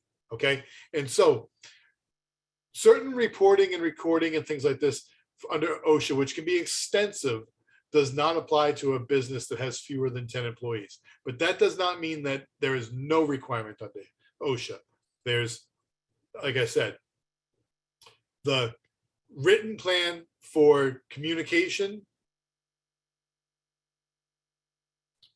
something we're going to talk about in a second, safety data sheets, and a fire prevention plan. And so these are things that you need to make your staff and employees aware of. And you're going to document that. It's helpful to keep this in your red book as well. Okay. I know this is a lot of information. I'm kind of moving through a bunch of different stuff and it feels like it's getting kind of deep, but you're going to have the PDF as a reference for this. And it's just a matter of sort of tackling these things one at a time, realizing I need to build my employee manual. I have to have a HIPAA privacy and security manual for the office. And I need a red book that covers biomedical waste plan, infectious disease plan, and OSHA hazard communication plan. I have to have my OSHA hazard communication plan in place because every employee is entitled to work in a safe environment. And how do we demonstrate that it's a safe environment? We provide training about bloodborne pathogens. We provide them with safety data sheets that describe risks involved with any hazardous material in the office. And we have a fire prevention plan, which basically says the exit's that way. But you have to communicate that either in writing or orally to your staff. Safety data sheets here. This is going to be included in your red book. And these used to be called material safety data sheets, MSDS sheets, but they've shortened the name of it now. And they're just called safety data sheets. And the safety data sheet is a detailed information bulletins that are prepared by the manufacturer or importer of a chemical. And it describes in relatively straightforward format and language the physical and chemical properties of whatever the chemical might be. For example, you have an air freshener that you use in the bathroom, okay? You're required to have a safety data sheet in your red book that corresponds to the, lavender scented air freshener that you have in a spray can in there. And it's there because what if somebody inadvertently sprays that in their eye? What if somebody's child inadvertently sprays it in their mouth? What if for some reason it gets overheated and explodes? Okay. The safety data sheet is going to provide you with all kinds of information about how to handle exposures, what the handling requirements are for that particular product, how it should be stored safely, the rest. And so you're required to have that available and in your red book for anything in the office. And so when you want that, anything that has a chemical,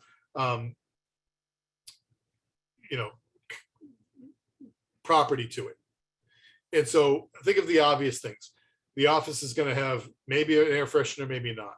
It's going to have 70% isopropyl alcohol. It's going to have 90% isopropyl alcohol. You're going to have some kind of hand cleaning solution available. You're going to have Clorox bleach on hand.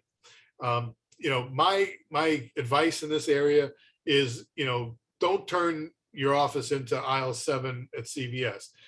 Keep only those things in your office that you absolutely need for cleaning and sanitation, and that makes sense. Because if you start collecting and cluttering all kinds of things, then if you're audited or inspected, it's unlikely that you're going to have all of the safety data sheets in your red book that you should. You don't want to have somebody walking up saying, show me the safety data sheet on this, and not having it, because it's an OSHA infraction. And then it lends itself to, instead of having a safe workplace, well, now we've created an unsafe workplace because we're storing and using chemicals in the office for which we don't have any information about how to handle an exposure or an emergency. Okay. I think I had an example, and this may be hyperlinked. I'm not going to click on it here because it's going to change up the way that you're able to view my screen. But when you look at it on the PDF, I just wanted to show you that's the 70% alcohol one. But just make a list. Most of the time, if you just type in safety data sheet, Clorox bleach, unscented, boom, it'll pull it up as a PDF for you. Just print it. It's, and or it may direct you to the company. The company is going to have a whole link they may have 250 safety data sheets for many products that they manufacture or sell, and you can download it from there. But you just want to keep those things on hand. I was saying a second ago, Council of Colleges has an infection control documentation for your clinic. I would, again, visit this link. I want to say maybe, I think I may have that up as a quick example for us. Right there. So there's the NCCAOM Clinic Infection Control Advisory. And so here, this is just a nice document. Like I say, it's 8 pages. I said 15, it's only 8 pages, but it's very specific for acupuncturists. And it's talking about infection control in your office. And this may apply to COVID, but any SARS virus. And I think given the climate that we're in, if somebody were to walk in and say, where's your infection control plan? It'd be nice to be able to just hand them, say, this is the resource document that we use from the NCCAOM. It's specific for acupuncture clinics, and it's a great resource. I also want to say, I think I was reading through this earlier, the way that it's hyperlinked, I'm sorry, the references here, they have, for example, a couple of interesting things for handouts. And again, I'm not going to click on this, but CDC government hand hygiene campaign, as well as a couple of other resources that are nice. You can print them and keep them in your office as something that's a bit of as a handout. And you can, source from here. It's all within a couple of years old. It talks about things like screening procedures. I think we're largely through the requirements of the CDC for screening patients and things like this. That's not to say, in a future pandemic, another SARS type virus, all of this is going to be very important again. And so I think for the time being, it makes sense to have this is included as a resource in your office, certainly even for your staff as well. Okay.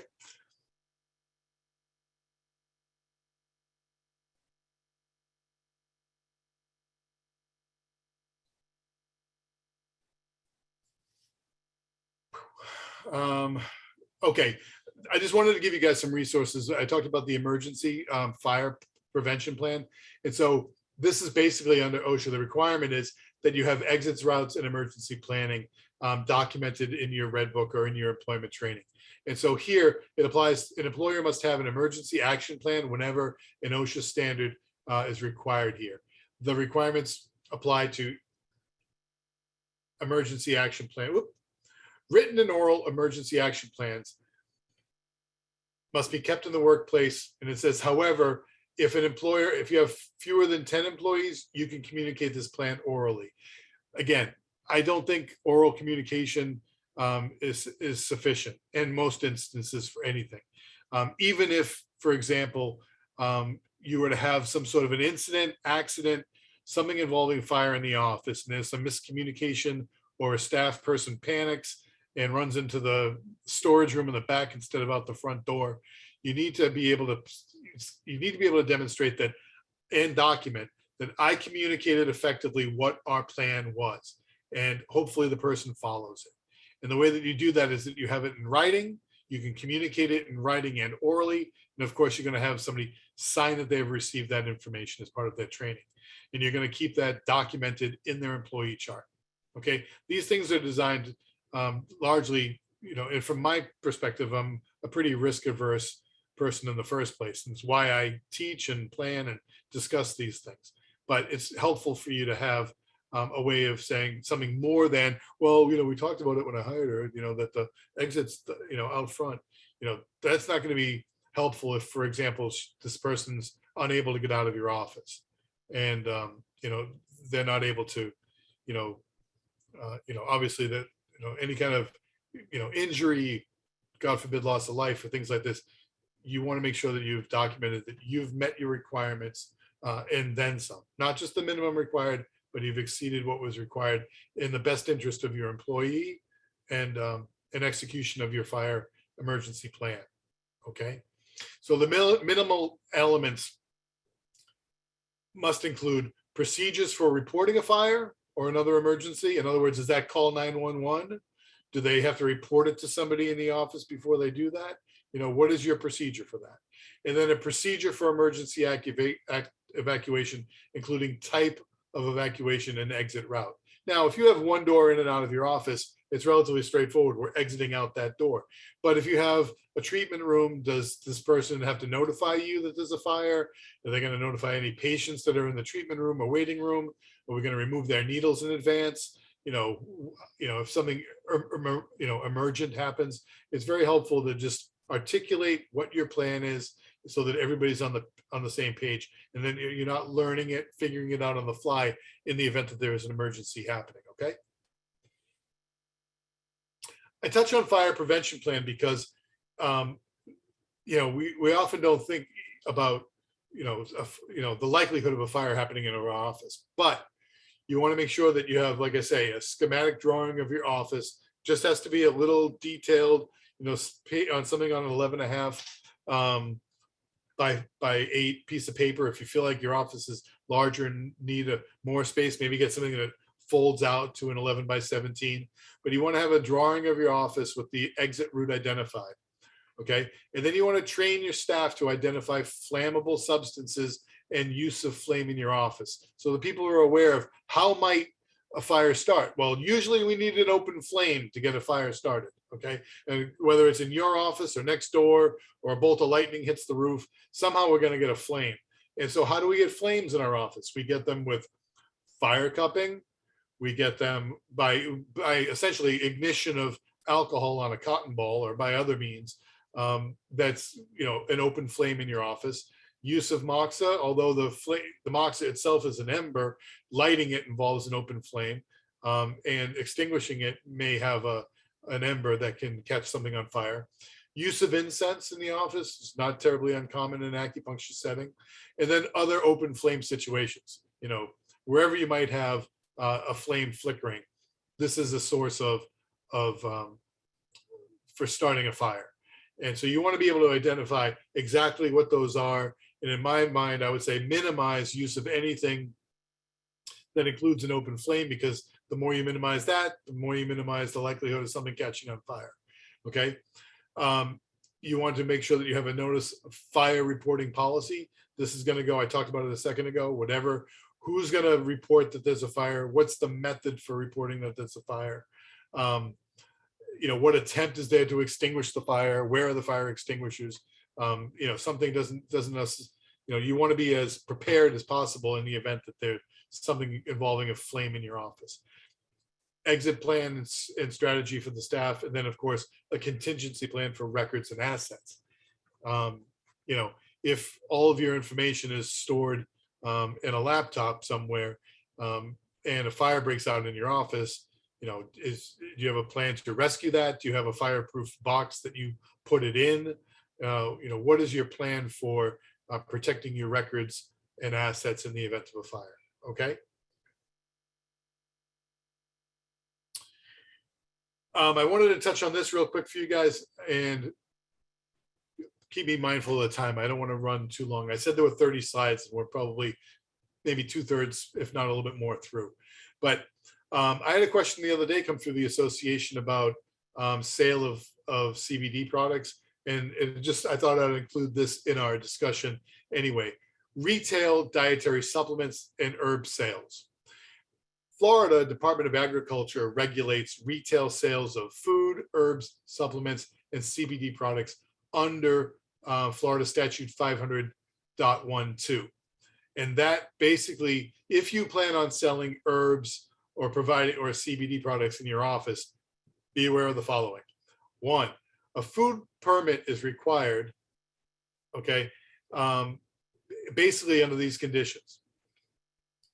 Say a food permit from the department is required of any person who operates a food establishment or retail store. And that would also include, medical office, acupuncture office, clinic, exempt or not.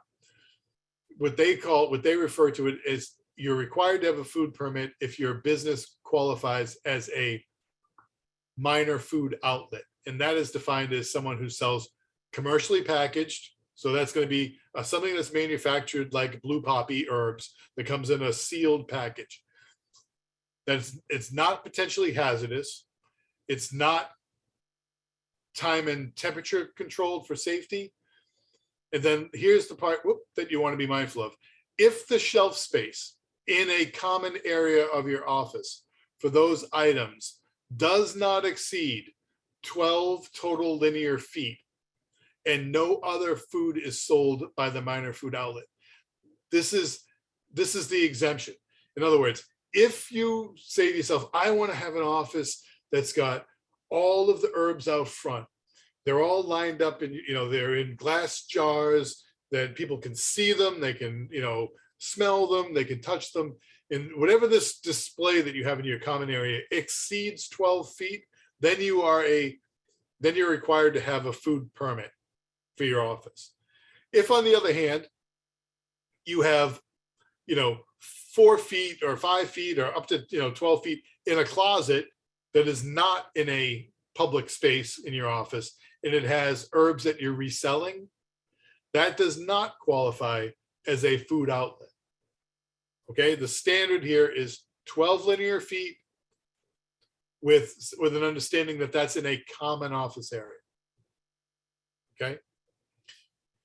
Now, the reason the food permit from the Department of Health is required of any person who operates a food establishment or retail food store, except, and so this is what I mean, except people who meet those qualifications right here. And it's usually the 12-footer that's going to get you. Okay. So if I know a lot of offices that are beautiful that have a big display for their TCM herbs and formulary and dispensary. And so if that's part of your marketing and your plan for design for your office, then be prepared to be inspected by the Department of Agriculture here in Florida, and you'll carry a food permit. The permit does not exceed $400 annually for this type of requirement. But should you have your herbs and dietary supplements and things that you're selling kept in a private space, not accessible by the public, and you're going to avoid the 12 linear feet rule, then you're not required to have a permit for those things. The next part of this is specific for CBD only, okay? And what it says under the CBD law is that CBD and hemp are both legal to cultivate and consume in Florida for anyone over 18, so long as the product contains less than 0.3 THC content. So your typical THC, your cannabinoid or CBD products that are manufactured, the standard is pretty universal, under 0.3. And while no licensing is required to consume hemp products in Florida, licensing is required for those who wish to grow or sell hemp products. And so we're talking about, you forget about the 12 linear feet, the dietary supplements, the food items, and everything I said on the previous screen where you're exempt. If you're exempt to the extent that if the product contains CBD, you're no longer exempt, okay? You need to have a hemp food establishment permit to sell CBD products in your office. And so it states processing, manufacturing, distributing, and retailing of ingestible and inhalable CBD products all require a hemp food establishment permit. And it is one application for all 4 of those things. Okay, whether you're processing, manufacturing, distributing, or retailing, you just identify which on your application. After applying, you'll be contacted to set up an inspection, and you're going to have somebody come on out from the Department of Agriculture to say, what do you got? And basically what they're looking at is that your labeling on whatever CBD product you're selling conforms to the state requirements for lot number, potency, dosage. All of these things have to be on the product label that you're, for the product that you're selling. And manufacturers are largely aware of this and they are compliant with this. But, you know, if you're looking to do business in retailing and providing CBD products for your patients, then you want to make sure that your vendor, whoever that vendor is preparing packaged products that are properly labeled, that meet all of the specifications for Florida. Because if they don't, when the inspector shows up, he's not going to give you a permit, and he's going to tell you you can't sell that in Florida. Meaning, if depending on what your return policy is or your restocking policy is with this company that sent you products that were not properly labeled, you may be sitting, you know, unable to return it, or stuck with a restocking fee, and you know it's time consuming and expensive. Permit fees for food establishment permits for health, pardon me, permit fees for hemp food establishments is $600, $650 a year. Okay, that means that applies to anybody and everybody, whether you sell one CBD product that helps people go to sleep or you got 30 of them. Okay, it's $650 a year to if you retail or sell any product, any hemp product in Florida.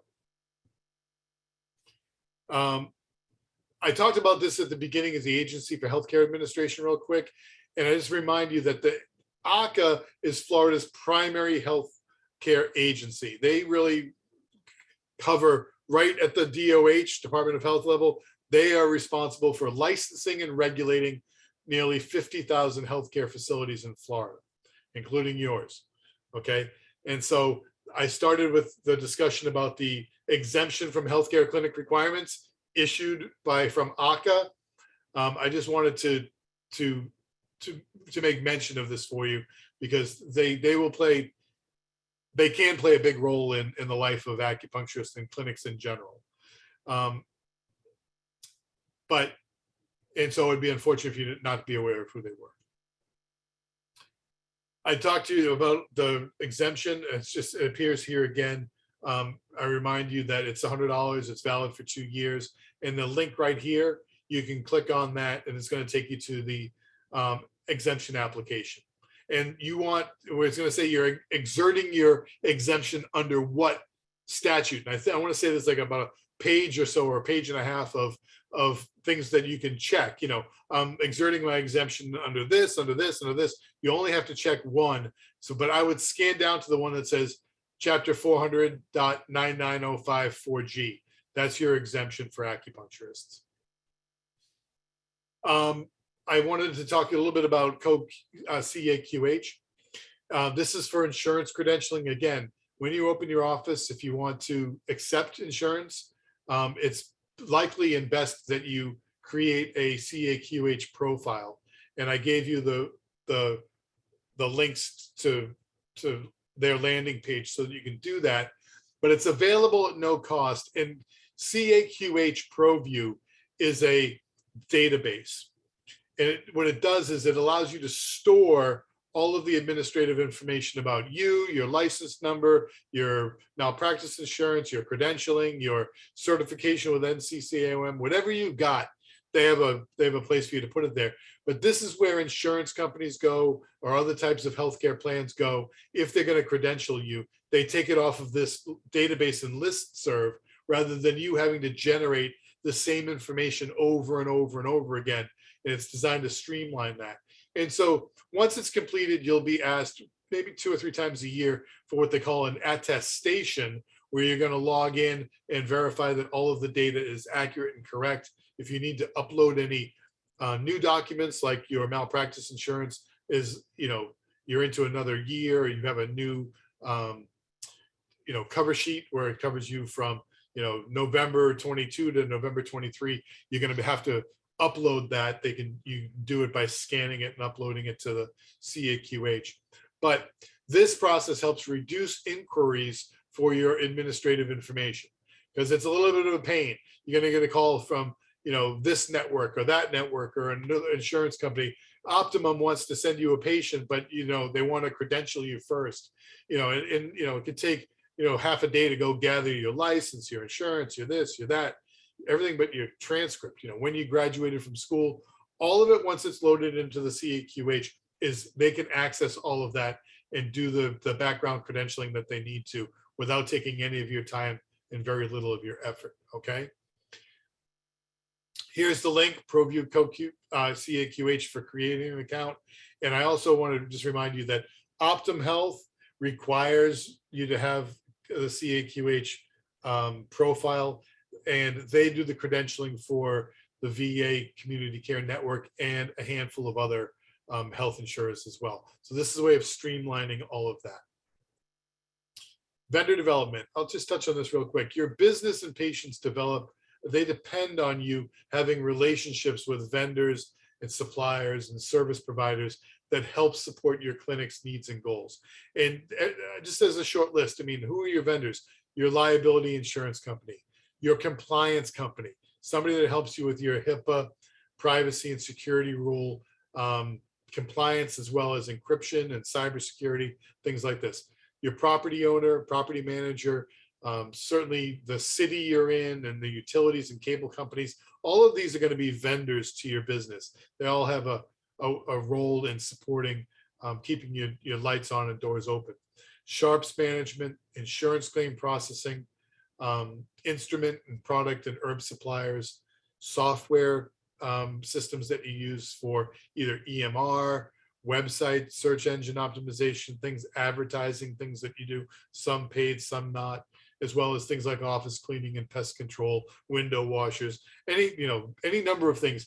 But be mindful that you're opening an office, you're treating patients, you're managing patients, but you're also managing and creating a lot of other vendor relationships that you want to open a file for them. You keep your invoices in one place. You have a record and history of what you've done with each of these people so that you can reference it, because these are another set of relationships that you'll learn to manage as a business owner. We're getting close to wrapping up. Bookkeeping and versus accounting. I thought I'd just put this up here for you. And the reason I did is the data matters, okay? Information about income and expenses matter. And so, the challenge is some people find discussing business and finances and things like this offensive or somehow off-putting, but this is another area of subject matter expertise that you really need to sort of develop some skills around. And for too many healthcare providers, they want to talk about care and not money. And I understand that, but income and outcomes are not, I say, mutually exclusive, meaning, it doesn't have to be one or the other. Understanding that, having a busy practice with lots of moving parts, with ways of generating money from care, from products, from services, from devices, things like this, all in aligned to give your patients the very best outcome. These are, managing your income revenue streams, or expanding those sometimes is a healthy way to build your business, but also help your patients reach their goals. And I find, for example, that even simple things that we might use, like foam noodles, when I encourage everybody to do certain types of stretching, and a foam noodle that you might otherwise use in the pool is really effective in helping people get into the right posture to do that. This is something that, I don't have 100 of them around the office, but it's just another device that we use, we resell in the office. And it's important that you understand, I make income from services I provide with acupuncture, herbs when I describe them or dispense them, devices if I do that, consulting if I do that. Is that bookkeeping is going to help you organize and identify, where is my money coming from? How much of it am I getting in these various income streams, and what are the expenses involved with managing my business. And so where is that money going? And so hopefully, it's a tide comes in and the tide goes out. But it's very important for you as a business owner to know, the amounts, frequencies, trends, all of those things. And, I say this all the time is, the more good you do, the more good you can do. And the whole point of being in business is staying in business is so that we can continue to share our skills and expertise with our clients. But if we don't know anything about where our money is coming from and how it's getting spent at what rate, then we're on very uncertain and very shaky grounds. And so I'm not going to go into a ton of that today, but I have another class coming up with in January, February for us to cover that in some more detail. But I just wanted to make the point. It's incredibly difficult to know if you're making or losing money if you don't have a system in place that measures income and expenses. Okay. What I mean by that is you're going to be busy every day. I hope you are anyway. All I know is I come in, I look at my calendar. I got 10 people that I'm going to see this morning. I've got all kinds of activity in the office. Money's in the box. And then tomorrow it's more of the same. But if we're not taking time to really understand how much was that income? Where is it? How did it get spent? It's very easy to get lost in the sea there. And then unfortunately, we don't usually find out until the gears lock up financially that we've been very busy, but we're not managing our business in a way that allows us to stay in business, stay profitable. Simply said, if you don't think that creating a profit and loss statement, understanding your income and expenses, if you don't think that's necessary to evaluate your clinic performance, then my best and only advice is do not proceed as a self-employed person. I mean it. If you don't think creating a profit and loss statement is important, so that you have a roadmap to know what's going on financially in your practice, if you're just not that person, like, I don't think about money, I don't ever want to think about money, I can't think about money, I'm terrible with money, then if that's all of those things are true, I beg you, do not become a self-employed person. Okay? Go find a job working for somebody who is willing to pay you for patient care, your effort, and your expertise. Okay? You don't have to become a self-employed person.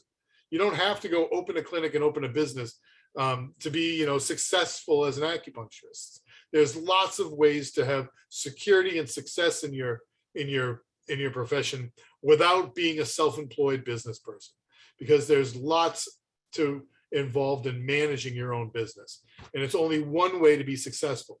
I'd say it's a way, but there's lots of other things that you can do. It'll save your mind, it'll save your family, it'll save your bank account, it'll save your reputation in many ways. Is if you really think that running a business is not for you, then don't idly wade into doing that, because before you know it, you've spent all your money, things are coming up a disaster, and it's a painful experience, and it's not necessary if you don't think it's for you. Bookkeeping versus accounting. My last thing I'll say is your bookkeeper is your scorekeeper. Okay, just as an example, let's say somebody earned $4,000 last month and they spent $3,000. You say, great, my business made more than it spent, but how did I make out? Or how much did I actually make? How much money? Do I have enough money to pay my rent, my car, my insurance, my food, my life, my household? Is my total income paid by my business? This is an important question for you. Because when you look at all of your financial responsibilities, I talked a little bit about the rent and the insurance and all the things for your business, but realize that your business also has to pay for your personal life, your personal expenses. If you're married, or you have a domestic partner or somebody at home that depends on you financially, kids or no kids, and you're supposed to have $800 or $1,000 to contribute to the house. They need that. The practice has to not only make enough money to pay to keep the lights on in the office, but it also has to have enough to pay for your personal, needs and responsibilities. You got to make sure there's enough money there for all of it. And so you want to ask, is my total income paid by the business? Or am I working part-time elsewhere or not? Is my health insurance paid by the business? Or is it, subsidized in some way? Am I repaying my student loan? Is my retirement contribution paid by my company, either through a SEP or an IRA or something like this? Are my state and federal taxes being paid by your business? Are my Social Security and FICA taxes being paid? And so these are the serious things that you need to really think about, because you don't want to fall behind in your taxes. You don't want to fall behind with Social Security and FICA. You don't want to be working hard every day but not contributing to your retirement plan in some way. You can't avoid repaying your student loan forever. There's going to be some requirements, whether it's IBR or other. Health insurance, again, these things, life and family is expensive. And so you want to make sure that you're saying, am I making money but losing ground financially? Is that, $4,000 that I earned and that $3,000 that I spent, does it leave $1,000 left over, or am I really out of money? And the only way you're going to know that is through bookkeeping. Okay. Bookkeeper is your scorekeeper. This is how you know if you're making ground or losing ground. Last thing here on bookkeeping is P&L statement is well organized and tells you how much income you experience every month, quarterly, whatever the case is, and exactly where the money went. Okay. A good bookkeeper, usually somewhere around $50 or $75 a month, but they can be a tremendous partner for you early on, so that you understand exactly, what you're making, where is it coming from, and what's it being spent on, and what's left over. An accountant, I keep putting bookkeeping versus accounting here. An accountant is responsible for minimizing the amount of taxes paid by self-employed people and corporations. So you hire an accountant to determine what is your best tax strategy in filing your taxes.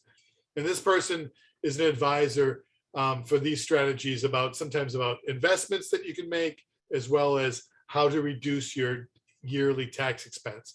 And you should probably expect to spend somewhere between $600, $800 a year for a decent accountant to do your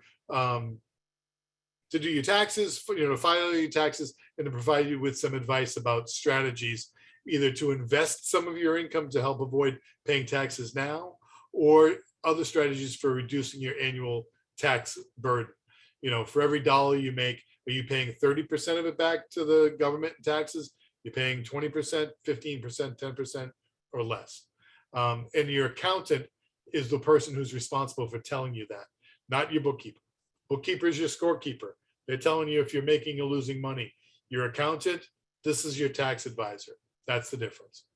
Financial planner, real quick, and I mean this, it's the most sincere thing I'm going to say out of all of the things I've said tonight. Before you open your clinic or proceed in business in any way, please create a relationship, if you don't already have one, with a financial and retirement planner. Okay? If you're 22 or 52, you need to know, 8 years old, what percent of every dollar you earn contributes to your financial security in retirement. Don't spend the next 10 years working like a beast, building a business, and not putting any money toward retirement. It makes no sense at all. You've got no debt with Duke Energy. You've got no debt with Spectrum. You're paying all your bills on time, and you forgot to pay the person who's doing the work. And that doesn't mean if you're taking a paycheck, that's fine. What part of that paycheck? 1%, 3%, 5%, 10% is going to retirement. Because one day, all of this effort and energy that you're pouring into building a business is going to go towards supporting you financially, so that you no longer have to work to pay your bills. Okay, hear me again. You don't have to work. We're blessed to be in a profession where we can work as probably late into our years if we wanted to. It's not backbreaking. It's not mind numbing. It's largely enjoyable. And it's something that we can do relatively easy compared to building bridges, laying concrete, even standing in a bank teller position all day long can break your back. We're blessed that way. But I mean it so sincerely. You need to know what percentage of every dollar you earn contributes to your financial security and retirement. And I say that because I don't care if you charge $50, $60, $100. Every time somebody hands you a bill and pays your bill, in your mind somewhere, you should be able to say, cha-ching, $2 into my retirement fund. And it's my goal based on what my retirement planner is, that I'm going to have 600,000, I'm going to have 300,000, I'm going to have 3 million, whatever that number is. Every time you provide services to somebody and they hand you some money, I want you to be able to say, I just deducted $1.30 from the $2 million I want when I retire. Now I owe 1,999,000. It's less. And every time you go to work, every encounter you have, every time you're paid, it's about chipping down on that so that at some date certain in the future, you can say the net result, aside from all of the good I provided to the tens of thousands of people I delivered care for, all of this effort is finally giving me a nest egg so that I can push back, I could relax, I could travel. I don't have to worry financially. I'm creating an economic stability. I've turned my toil and effort and energy into something solid that I can depend on. I beg you, don't spend a day working in your career without saying at the end of the day, I put $10 into my retirement account.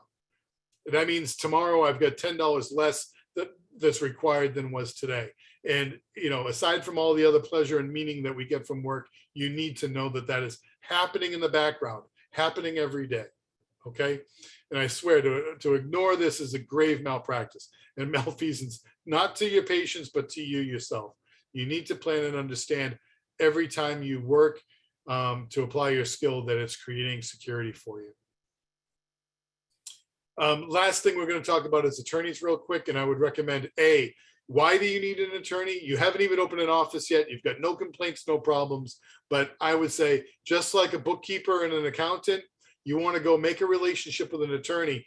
Ask family, ask friends, open the yellow pages, or, go onto, your web search, find somebody that's in your area. Related to healthcare law is always helpful. The state association uses the Florida healthcare law firm down in Delray Beach. They're a statewide big firm that specializes in healthcare law. But the reason why you need an attorney, believe it or not, is they can be helpful in forming that new entity. I talked to you about the requirements of deciding what kind of company I want is based on your tax responsibility, tax requirements, and your liability.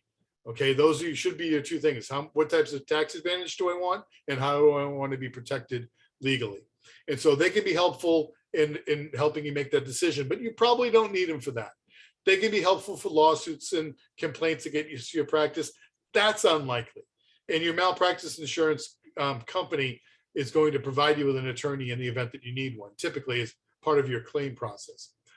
For tax compliance, that's if it's a tax attorney, but that's what your accountant is for. Legal issues with your employees, should you have employees, it's always helpful to have an attorney to work on documentation and provide advice. Mergers and acquisitions, unlikely. But the most important one, number 6, help manage risk. And this is what lawyers are really good for. Okay, letters and demands. When weird stuff happens in your practice, in your life, and you need to know what the law allows and what the law prohibits. That's why you have an attorney, because just weird stuff happens and you want to make sure that you're getting the best advice possible from somebody who is advocating for you and you only. And the budget to keep an attorney available to you for the year just depends on the situation. Most of them they'll charge hourly. They don't even need to be on a retainer. Expect to spend between $250 and $350 an hour, figure $300 an hour for a good healthcare law attorney to work on documentation and things like this. And you just have to have a conversation with them. You call them and say, look, I need your advice on X, Y, and Z. I have a budget, no more than $600. We're not spending more than 2 hours on this. Are we clear? And they're going to say, okay, fine. They might only need 20 minutes, but be upfront with them. Don't wait till you get a bill for 4 hours of research and phone discussions and other things that you're going to get stuck paying for. And then people get scared of using an attorney. If you're really very clear about what you need, what you're willing to spend, what the expectation is, they'll tell you yes or no if they can't do it. And chances are they'll, they like you, they want to help you, they're going to do it. So that's our class and our course for tonight. You have the PDF, which is the PDF version of the slides that I gave you. All of those links are active. You can access all the forms and all of the applications and information that I provided there for you. And the next class we're going to do is going to be called "How Much Should I Charge and Why?" Okay, and it's a little less detailed than everything I gave you tonight.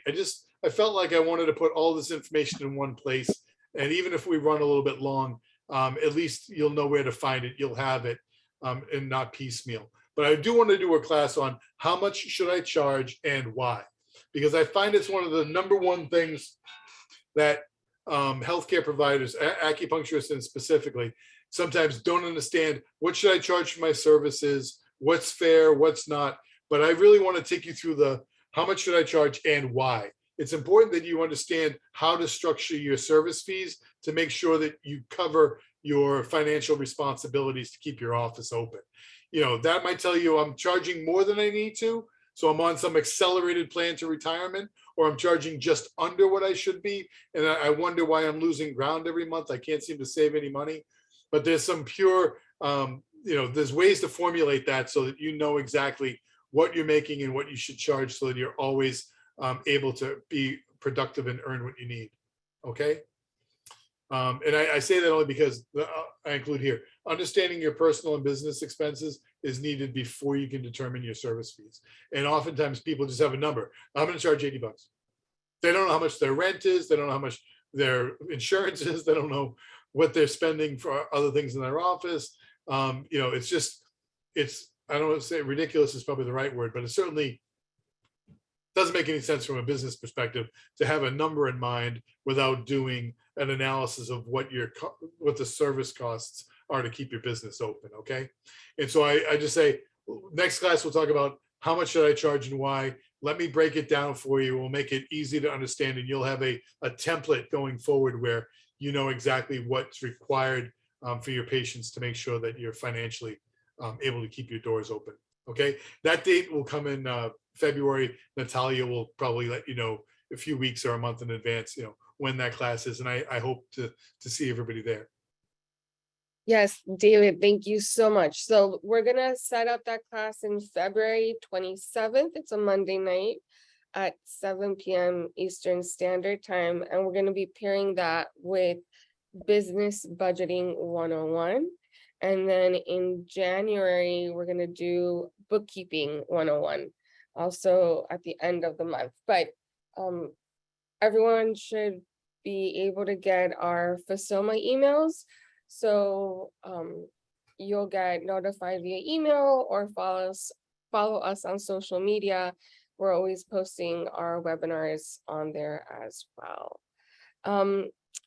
For everyone that is joining us tonight live that registered, I will be emailing you a copy of the slides, and the recording will be available in our YouTube channel by the end of the week.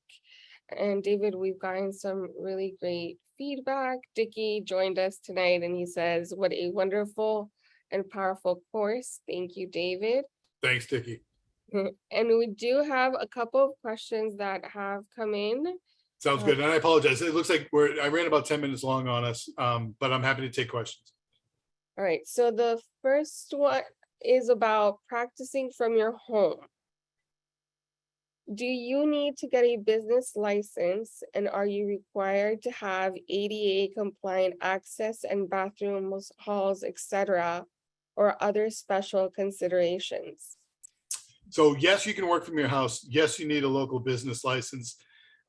Depending on where you are, towns, municipalities, or counties, they may have some specific requirements for home-based businesses, and they'll provide a full explanation of what's required. Like I said, either the town, the city, or the county. You're not required to be ADA compliant in your home or your home-based business, or in your business-based business, unless you unless you're requiring reimbursement or payment schemes that require that you're ADA compliant. I was describing that usually like if you were going to see somebody with VA community care, then your home-based business would require ADA compliance for door width, hallway width, public restroom access, and hand washing. But again, those things apply when you are accepting third-party payment for care. If your patients are the only people paying you for care, and they're coming to your home-based business, I would say, it would probably be smart on your part to just let them know, like if you're doing a consultation on the phone or something to that effect, you just let them know, because they may not offer up to you straight away that they are require ADA accessibility for, let's say for a commode or for hand washing, that they depend on handrails and or wheelchair access. It may not be something that they would otherwise disclose to you in a brief conversation about becoming a new patient. So it'd be probably in your interest to communicate that in some way, whether on your website or in your new patient forms, things that you would otherwise send out to the patients, is just to let them know that, so that, you're not met with the expectation that somebody's in your driveway, they're really, here and excited about care, and you're explaining to them about how their accessibility van is not going to, fit in your garage or something. So there's no requirement for that unless you subject yourself to that requirement by accepting third-party payment, typically. Okay, wonderful, because that also answers another question that someone asked about ADA compliance and cash patients. Right. Okay. And I would, yeah, because I would say, like, an individual that required ADA accessibility, and again, I'm not a lawyer, I don't want to give legal advice, but they wouldn't necessarily have a claim against you or your business because your house was not ADA compliant, or that your business operating in your house was not ADA compliant. In other words, let's say, I made an appointment, but they didn't have, handrails I needed, and they're not afforded that protection under the situation where they're seeking care in that setting at your home. Okay, wonderful. Different than if you're in a plaza, like, if Yeah. you're in a shopping plaza or in a public space, you want to, that's why they build all those things to code now. Right. Okay. So with this house practice, this business license with general liability and malpractice could later be transferred to whatever space you later use for clinic space, or you're renting or leasing? No, not, because it depends. Like usually, like the general liability policy that you have is going to be specific to the address, location, and square footage of the space that's covered under the plan, under that policy. So your agent would ask you, for example, if this policy was separate from your general liability for your home owner's insurance, you had a separate plan for the separate policy for the practicing, they would ask, how many square feet is the office? What is the general, income expected? They have a couple of other metrics that they'll use to come up with a cost for your general liability based on the limits. So if you were to move that, if you were to later move across the street, across town, or whatever the case might be, to another location, they would close that policy, the existing policy that you have. There may be money that you're entitled to back, some prorated rate depending on what time of the year you do that, and then they're going to reissue a new policy for you based on the new location for your general liability, because again, it's tied to the location, square footage, and nature of the business, and maybe the income of the business as well. And so in your business tax receipt is also address specific. And so if you had a business tax receipt, like an occupational license for your business at your home, and then you moved it across town, you would not, unless you wanted to, you wouldn't maintain two of them. You'd allow the one that's in your home to lapse, at the end of the year, and then you would apply for, I mean, before you open your new location, you need to have a new business tax receipt from the city. So I'd go to them maybe a month before you plan to open and file an application, let them, and the application will usually say, what's your expected first date of business, and you just include that data. Pay the fee. Wonderful. Next question I have is, does signature on a HIPAA form meet requirements to disclose PHI in response to a subpoena, or wouldn't that require a separate notification to patient? No, it doesn't require a separate notification. And one of the, one of the acceptable disclosures for protected health information is to law enforcement and agencies. And so your subpoena is usually, it's going to be signed by a judge. And so whoever's requested records related to a case has satisfied the judge's requirements for executing the subpoena. And so there's no liability for releasing records to a subpoena. The only, there are examples though, sometimes with like minors and psychology notes. I want to say there are a couple of other exemptions, but as it applies under normal circumstances with a patient who's not a minor and who sought acupuncture services, if you're either served with a subpoena or you're notified by the mail with a subpoena to respond by a certain date, usually they have like either an attorney's office that you're going to remit that to, or a service, like a servicing agency that's related to the courthouse. So they may have some other general place where they want you to send it, but that's covered under the HIPAA notice to disclosure. You've told your patient basically, in your privacy notice that we're going to respond to legal requests for your records. That is a permissible release of PHI. Next question, does the CBD permit or the hemp permit that you mentioned earlier, does that include topicals? Yeah, any product that, you're right, because it said ingestible. Mhm. I'll make a note. I'll have to get back to that on that question. I don't want to shoot from the hip on it. I want to say it applies to any hemp product, any product containing hemp. But let me see if I can get an answer. Okay.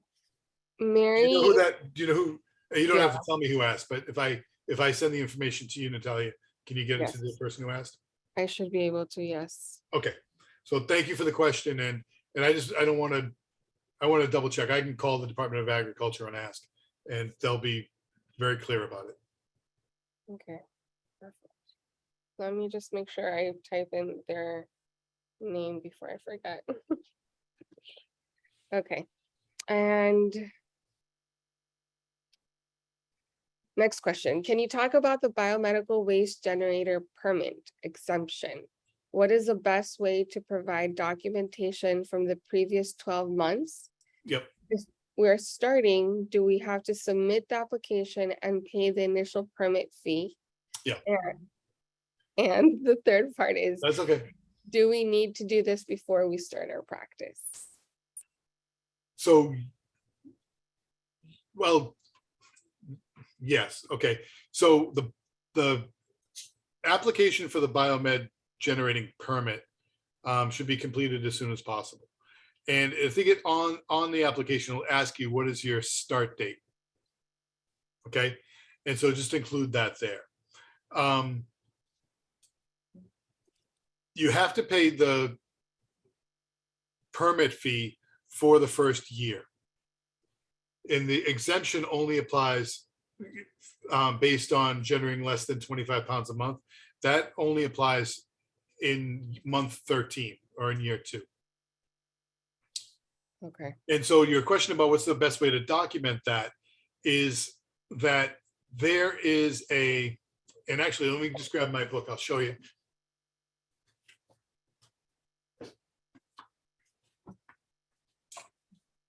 And I think it's,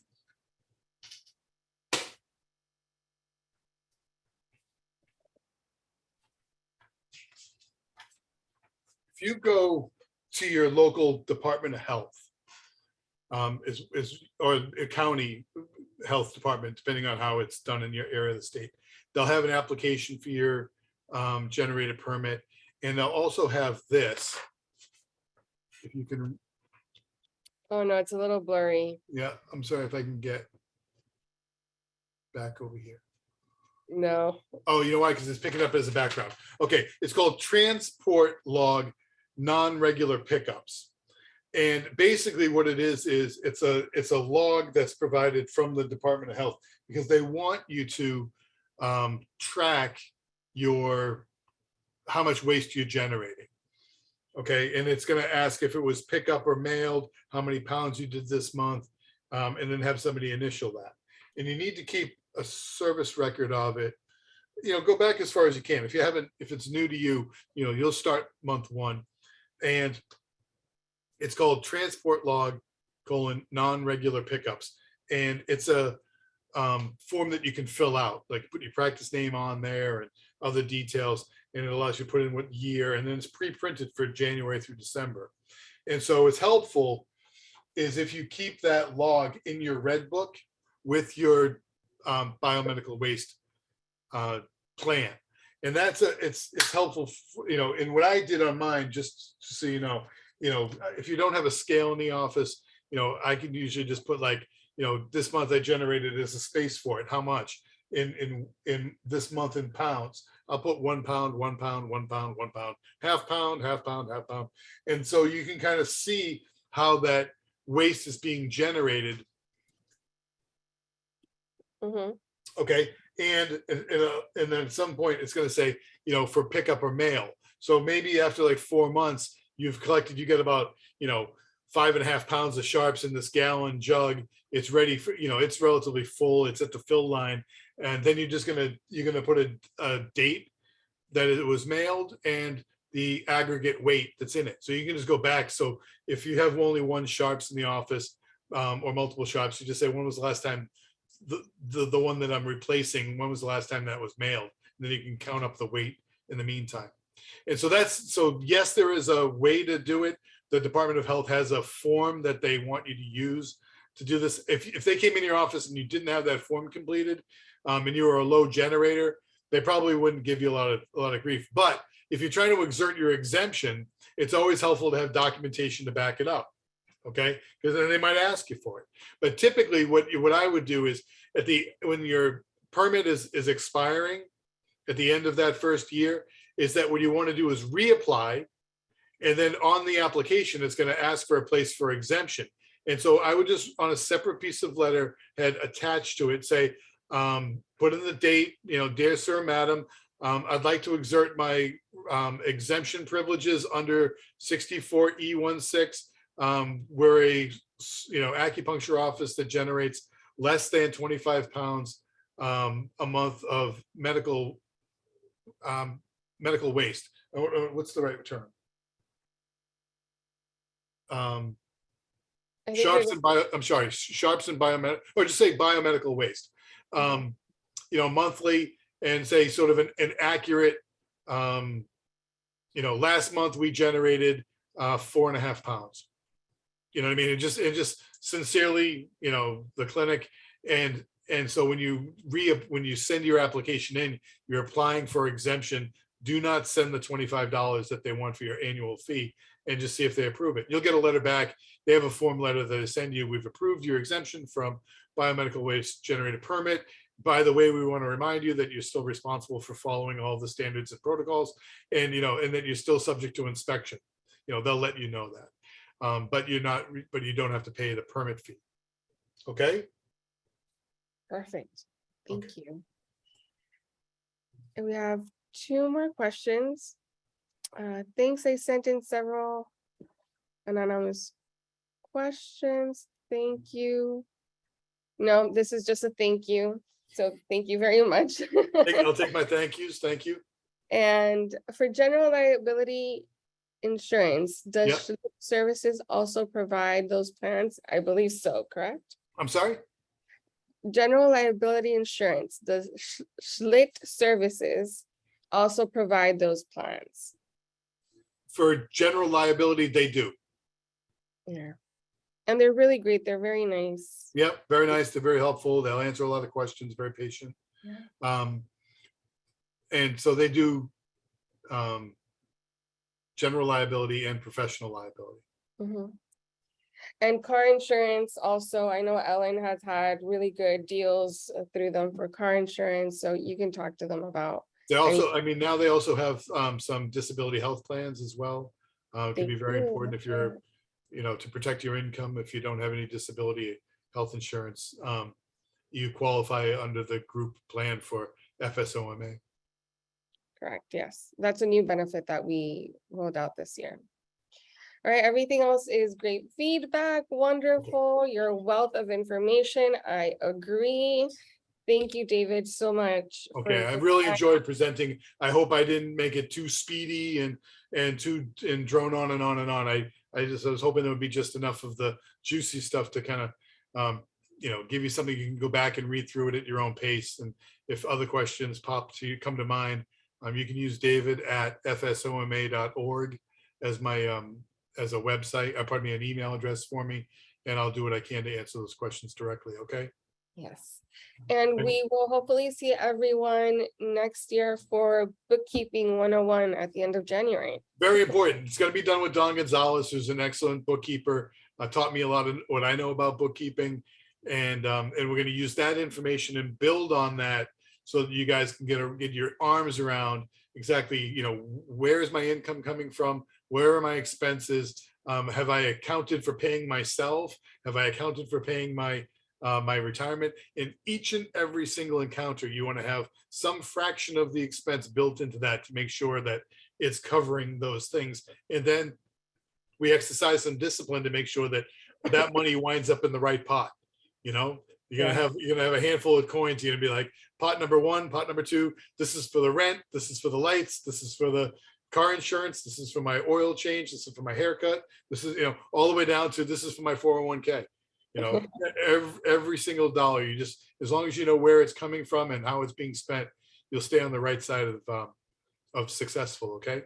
Yes, and wishing everyone a wonderful evening, and we will see you all soon. Thank you. Thank you so much, Natalia. Thank you, David. Thanks Good to the group. night.